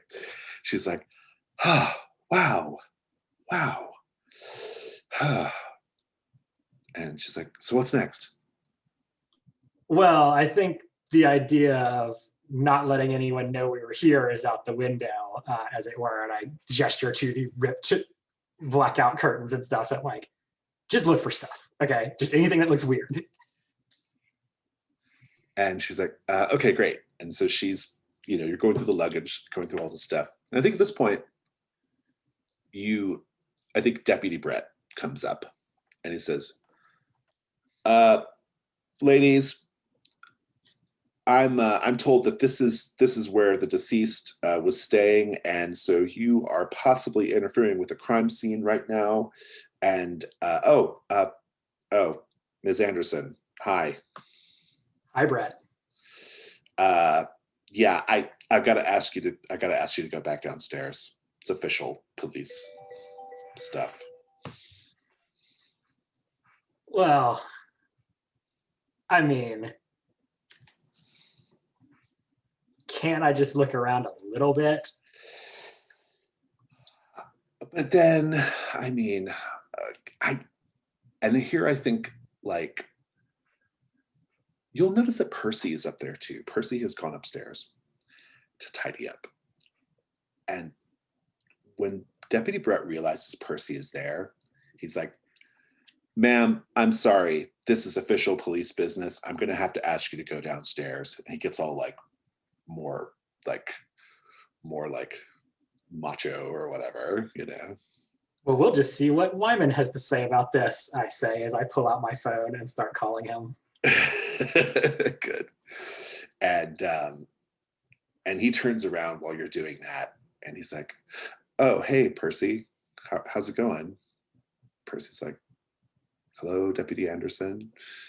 And Deputy Anderson's like, "Hey, I got you this for your costumes." And he pulls out like a deputy's badge and gives it to Percy, and it actually has Percy's name on it.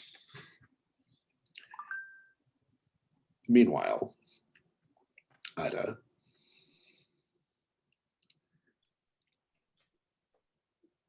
you've had your meeting with your source. You have some kind of keen insight to what's going on here, but we may not know it yet. We won't find it out till later. What do you do next? I think she continues her pursuit in order to. I think she really wants to know what brought.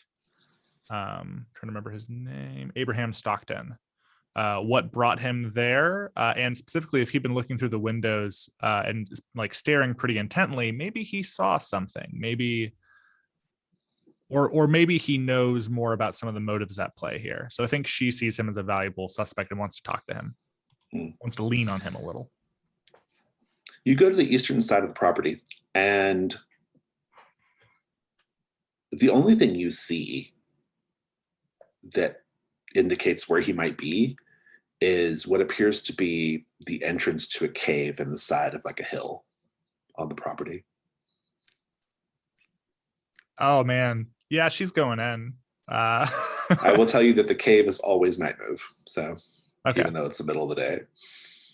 I think maybe she casts a furtive glance behind and pulls out her cell phone and shoots a text to the girls that she's investigating a cave on the east side of the property, but then she's gonna go in looking for Abram. The caves.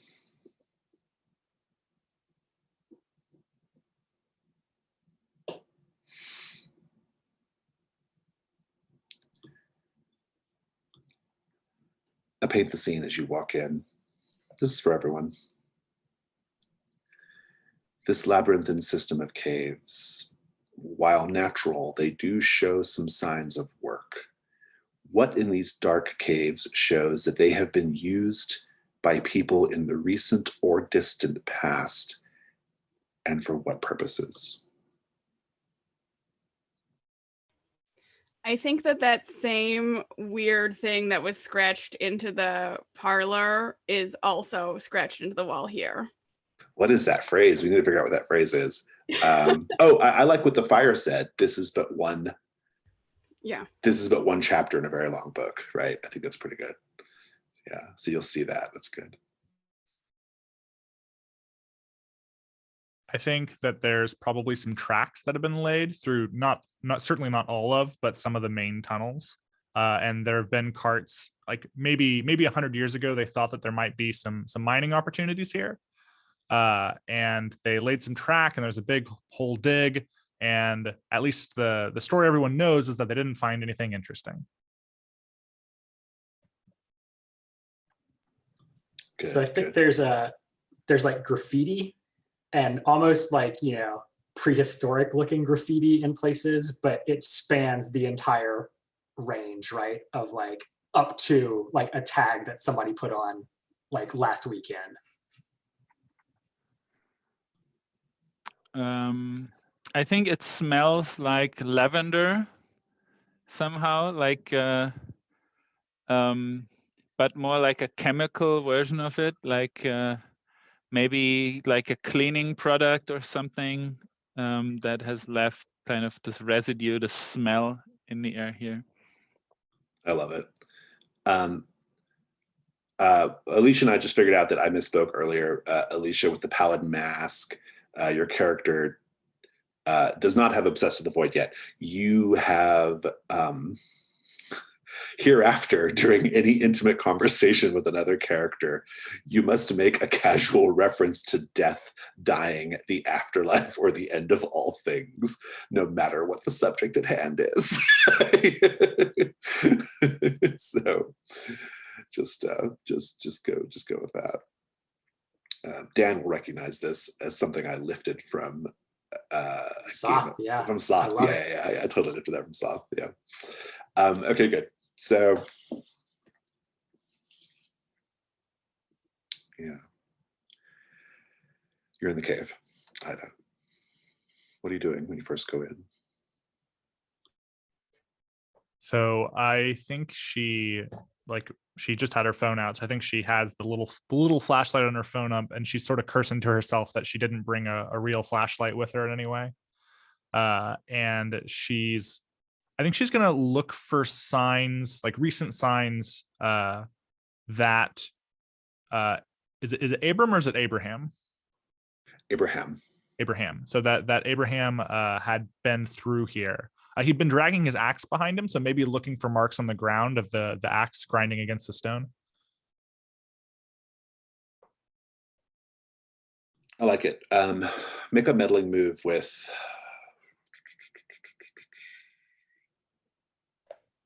reason for now. Okay. And this is where I get to use my +2, or you get your +2, yeah. All right. And if you want to work in a purse or a cozy item, a cozy little place item to get a I don't think any power move it completely. I don't think any of mine work great here. Okay. You get a +2 though, so that's not nothing. Yeah. +2, and then my reason's a +2. So yeah. Way off the table. As a 3 and a 4 is 7, plus 4 is 11. So close to the 12. Do you want to bump it? I think I might. Get those crowns of the queen. Yeah, I might spend a crown of the queen and bump it. I want that void clue. Well, it doesn't have to be a void clue. I can also give you history of Brindlewood Bay as well, right? Because that's unlocked right now. Or you learn something about the Dark Conspiracy, right? We'll talk about that. But for now, I just want to get a sense of like, because this is such a good like genre moment, right?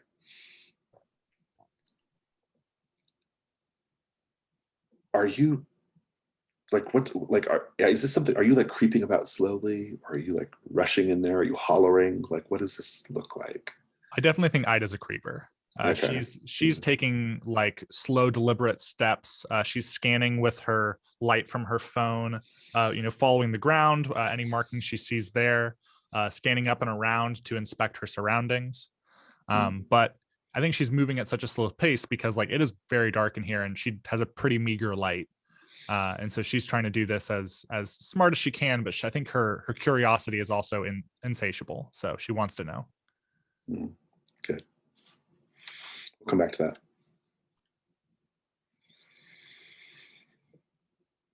I owe you a void clue, correct, Laura? Or yes, something about the conspiracy, which I may get to in a moment.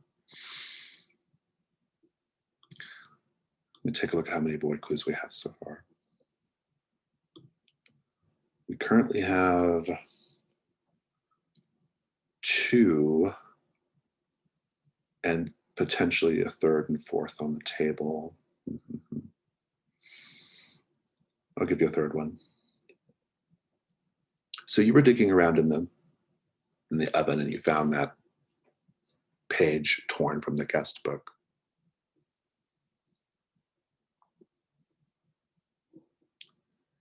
And while you are doing that, you hear behind you, I think you're on your knees, like facing the oven, and you hear behind you this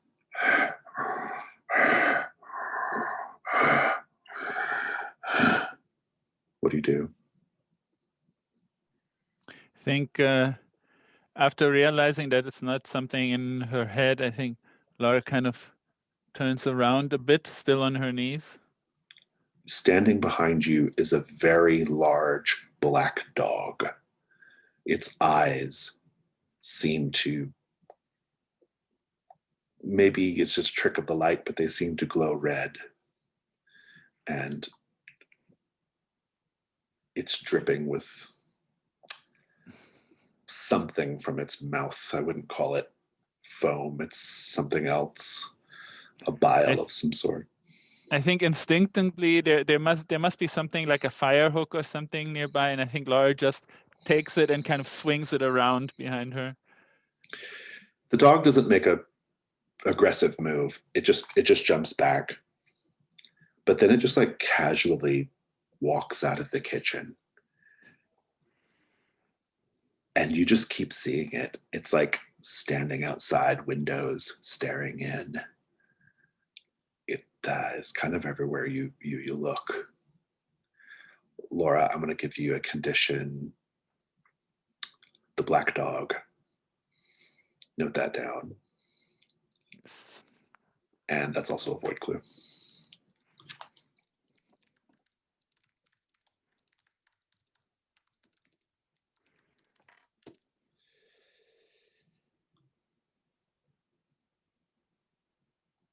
Esther, you are contacting someone. Where's this reading taking place? In the parlor or somewhere else?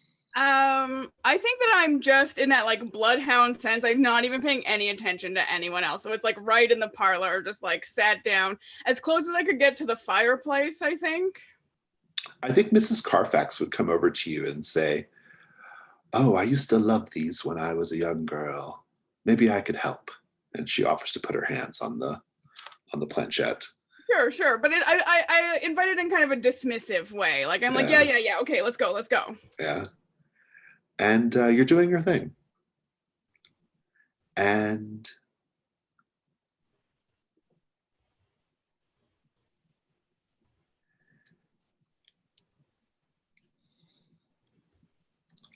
the spirit you contacted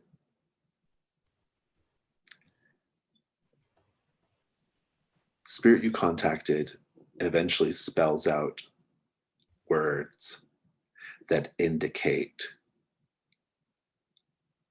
there are secret rooms in Snowdrop House, secret rooms that are not on the floor plans.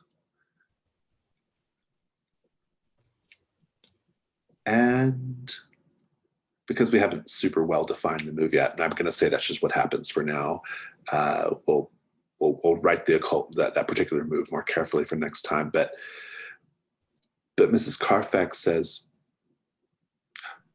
"It's right, you know. There are secret rooms." Can you show them to me? Well, I could, but I fear those rooms lead to oblivion, and I have a few more years left yet.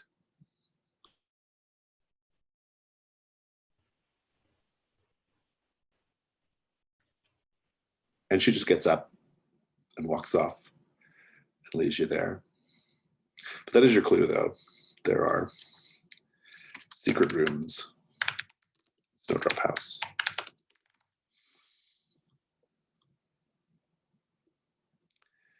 The tension is ratcheting up and ratcheting up and ratcheting up. Ruth, where did we see you last? So Deputy Brett, I think, was trying to kick me out, who I've discovered was my late husband's cousin, because I accidentally gave myself the same last name as him. So that's right, he's an Anderson as well. Yeah. Sorry, yeah. So I think that's why he got hired, is back when my husband was mayor. That's good. Yeah. I like that as a good excuse for while he'll be like, just be quick about it, okay? And he goes off to like go hang out with Percy. You can tell that he and Percy are kind of a thing right now, right? So Laura says, "Okay, well, back to it. So make a meddling move now." Okay. With reason. Not going great. It's a 5. It's a 4. Yeah, this room is very, very cursed. Laura is sort of, kind of like digging around, and she says, "This town you live in has a terrible, terrible history." What do you mean? Well, just the murders, this murder. It's just, I don't know. It's like something that always happens here, and it's been happening for a long, long time. I mean, that's why I'm looking into it, right? I mean, those of us in the true crime community, I mean, Brindlewood Bay is like it's like a whale, it's like the Moby Dick of true crime. There's so much there's so much history here, so much dark, terrible history. Well, I'm sure if you dug in any town's history, you'd find some unsavory things. I don't think it's fair to say that Brindlewood Bay is exceptional in that regard. Well, maybe, but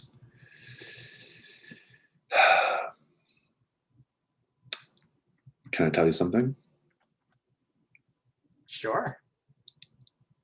You promise you won't shoot the messenger? Absolutely. Well, your friend, Sheriff Dalrymple, he's part of that town's dark history. Well, that just doesn't make any sense. Not Wyman. Yeah, Wyman. So, listen, back in 1967, during the Summer of Love, there was this hippie commune that sprung up outside town, outside Brindlewood Bay. And the people in this commune, they sort of kept to themselves. I think they only came to town every now and then when they needed supplies and things like that. Well, they weren't a big hit with Brindlewood Bay, which was very conservative at the time. There were rumors that maybe they were out there on their commune engaging in satanic rituals or other things. And a little boy went missing, George Maplethorpe. Well, it was a young Wyman Dalrymple, future sheriff of Brindlewood County, who led a citizens' march to the commune. And the details get a little hazy, but violence broke out. And the commune was burned to the ground. And no one's heard from any of the people in the commune since. And, well, I'm guessing Sheriff Dalrymple never told you this story. No one really talks about it. No one around here. No, I've never heard of it. Well, doesn't that make you feel uneasy? Well, I'm sure there's a good explanation for it. You should talk to Wyman about it. Maybe I will, but it could be dangerous, you know? I mean, he might have something to hide. This might be a chapter in his book that he doesn't want anyone to turn to, you know? Well, look, I just think that before you go and spread all these rumors on NPR, you should actually talk to the man first. So that's the thing. Maybe you could talk to him for me. Since you're friends. Sure. Well, sure. Yeah. I am curious how you feel about this story that she's told you. So because I'm generally a little bit freaked out now, I think it's kind of getting to me, but I don't want her to realize that it is. So I think my default action is to kind of put on a brave face and like, no, it's all fine. And like, yeah. I'm going to give you the condition brave face. Okay. I think I want to cut over to Ida. This might be the last scene before we go to Stars and Wishes. So Ida, what was you bumped it up to 12, right? I did. You did. You're going to find your clue. I'll give you that now.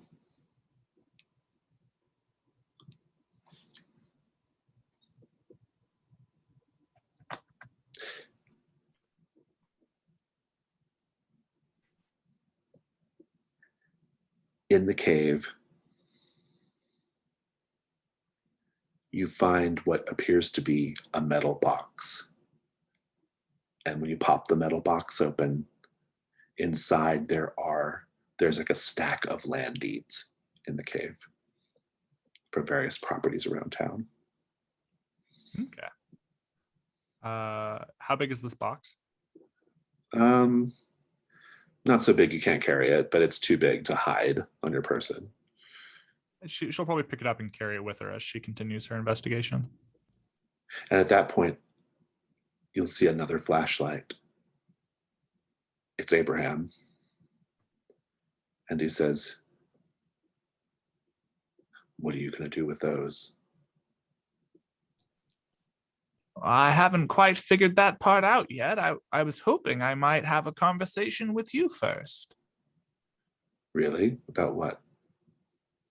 Well, I saw you back at the bed and breakfast. I saw you from the window.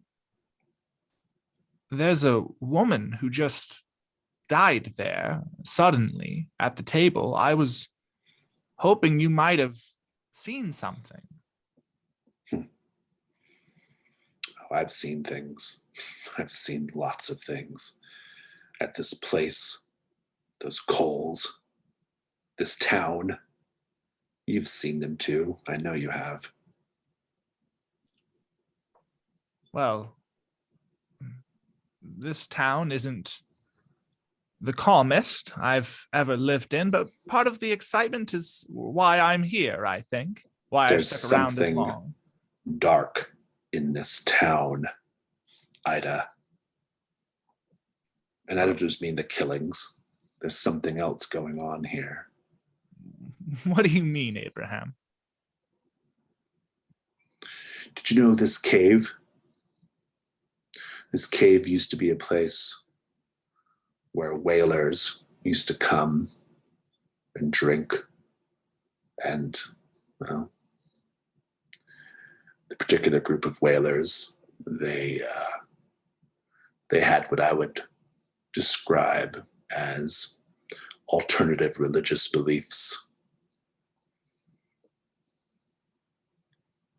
Well, this cave's been used for all sorts of things. You can't attribute too much to it. Do you know how Brindlewood Bay was founded, Ida? Do you know how we were able to build all of this to turn it into this tourist spot? Well, when founding a town, you usually have some sort of establishing charter, and once that's been recognized by the state... Ida, in the summer of 1877, the crew of the whaler Deep Reaver set out from Brindlewood Bay, and they returned with the strangest whale anyone had ever seen. They say it had tentacle-like legs and rows upon rows of oily black eyes.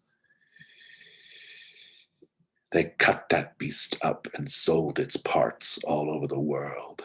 And that money, the proceeds were used to build up Brindlewood Bay into what it is today. All of us here benefit from that strange beast that was pulled up from the depths. And those whalers never forgot it. Well, what do you mean by telling me all of this? How does that have anything to do with the present? It has everything to do with the present, Ida.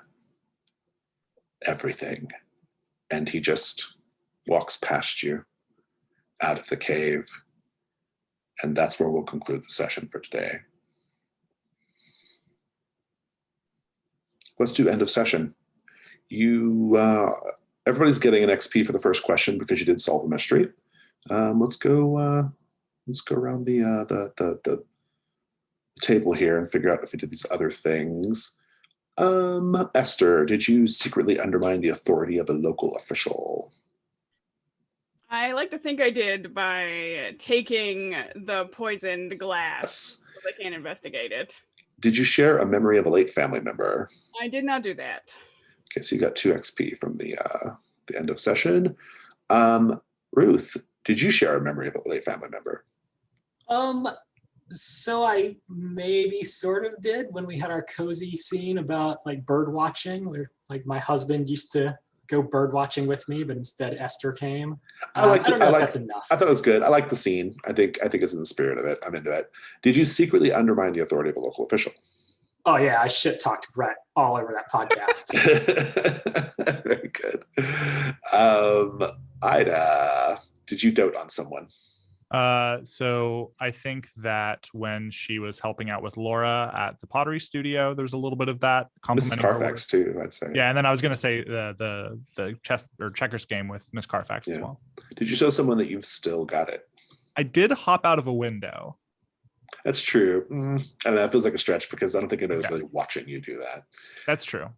Adrienne, did you share a memory of a late family member?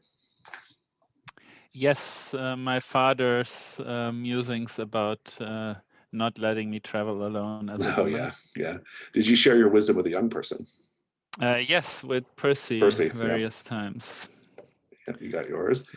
And that's it. Let's do stars and wishes. Stars are things you enjoyed about this very creepy session, and wishes are things that you hope to see next time. Whoever wants to go first, Evan.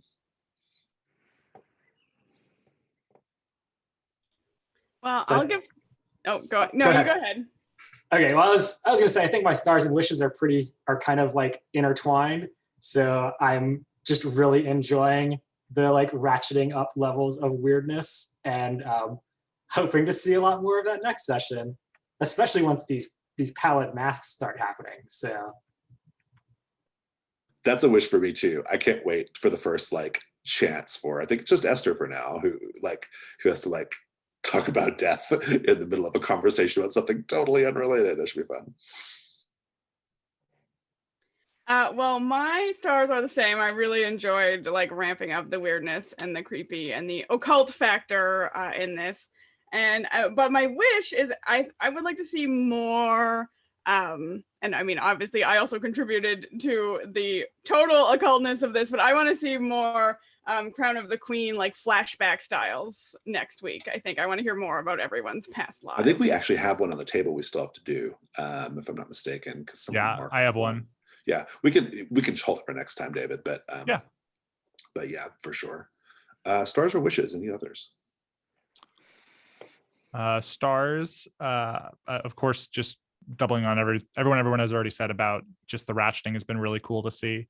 I like how much we did expose some of the more occult underpinnings of the game in this session, but we still had some just general cattiness from our player characters. So I enjoyed the balance of that for this session. And for wishes, also star, I got to use Fox Mulder, which was cool. I liked that. And getting a bonus of 2 because of waiting a while to use it. That was nice. I liked that. Wishes, I want to see more. I want to see these rooms in these hidden rooms. I really want to see those get investigated next time. I'm very curious. Yeah, for me, Star, I love the tone of this. It kind of bounced between like kind of funny, like very humorous, but and then just sort of like kind of pressing into this like sort of darker place. And what I liked about the pressing into the darker place is it was totally the mechanics of the game doing that, right? It was kind of forcing it, which I thought was fun. And so that was really enjoyable. I loved the scene with Ruth and Laura Sanchez, the podcaster. I thought that was really great fun. I enjoyed this sort of like left turn into darkness that Esther took. I thought that was really, really cool, the way that all kind of played out. The cave scene was great. Love the cave scene. That was super, super fun with Ida. And I honestly, the scariest part as far as the creepiness goes to me was that moment in the kitchen with the dog.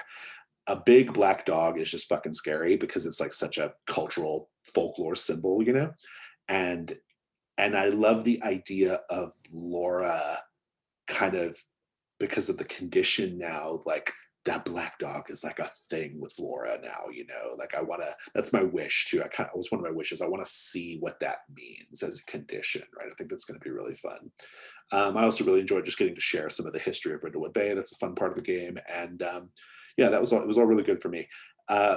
my other wish is I want to see more of the Maven moves. I think we've done a good job with all the standard moves, and we got a Gold Crown Mysteries in, which was awesome. But I want to see more of the Maven and an occult move. But I want to see more of the Maven moves. I think especially there's a good opportunity with the Coles to use Frank Columbo. I think there's a great opportunity for what are the other ones at play right now? I was just about to do Remington Steel, so that's my wish the kind of for the next session. disguises one, Yes. right? Yeah. Yeah, I think Laura grabbed I did like a fake police ID card from the stash that Percy has from all his kind of acting gear. Yeah. So. Yeah, Percy's fun to play. I like Percy a lot. So I think just seeing the Maven moves more is kind of my main wish, I think. So, Adrian, you want to go? Yeah, so that's the wish. One of the wishes for next time to use the Maven move. I think I haven't used it yet. I like the whole turn to the occult because it was kind of out of nowhere in a sense, and then but of course it fit kind of directly trying to. Or it's interesting. What does this tell us about Esther? That the first thing is kind of trying to communicate with her deceased friend, and then I like that the old lady kind of joined into that. That seemed to be very fitting. So I like that scene. I think this somehow this feels like a very interesting and kind of tight location. Also with the cave, it all kind of fits together. I think that's really nice. And I think we're leaning heavily into the Void Crown, so I think that's interesting for this. It's interesting because of the kind of four-shot plan, because it's impossible to. It's just too many crowns to kind of lean in for like a one-shot, but you can actually do it like if you have 4 sessions or so. Then it's interesting to see where that takes us. Yeah, and what I think is so interesting is because you all chose to lean into the Crown of the Void, it made the game the way it made it, right? Like it's a choice. It's like saying this is the kind of game we're going to do, right? And I think it's fun. I will say as a wish, I do think that this game always wants the counterbalance of cozy, and so I do hope we have like that sort of that swing back to the cozy at some point, because I think that's what the game likes to do, you know. And it'll be forced by the conditions, right? That's the beauty of it. Like the more conditions I give you, you will have to get some cozy moves in there, right? Because if you have 3 conditions and you have to take a 4th, you have to mark a crown. So it's like it puts pressure on you to like get them cleared, right? So, but yeah, it was great fun. Anything else before we go? Okie doke. Well, thank you all so much. I had a really good time. This is a great session. Very supernatural forward, which is fun. I wouldn't say that happens so quickly all the time, and so that was really enjoyable. And excited for next time. Yeah, same.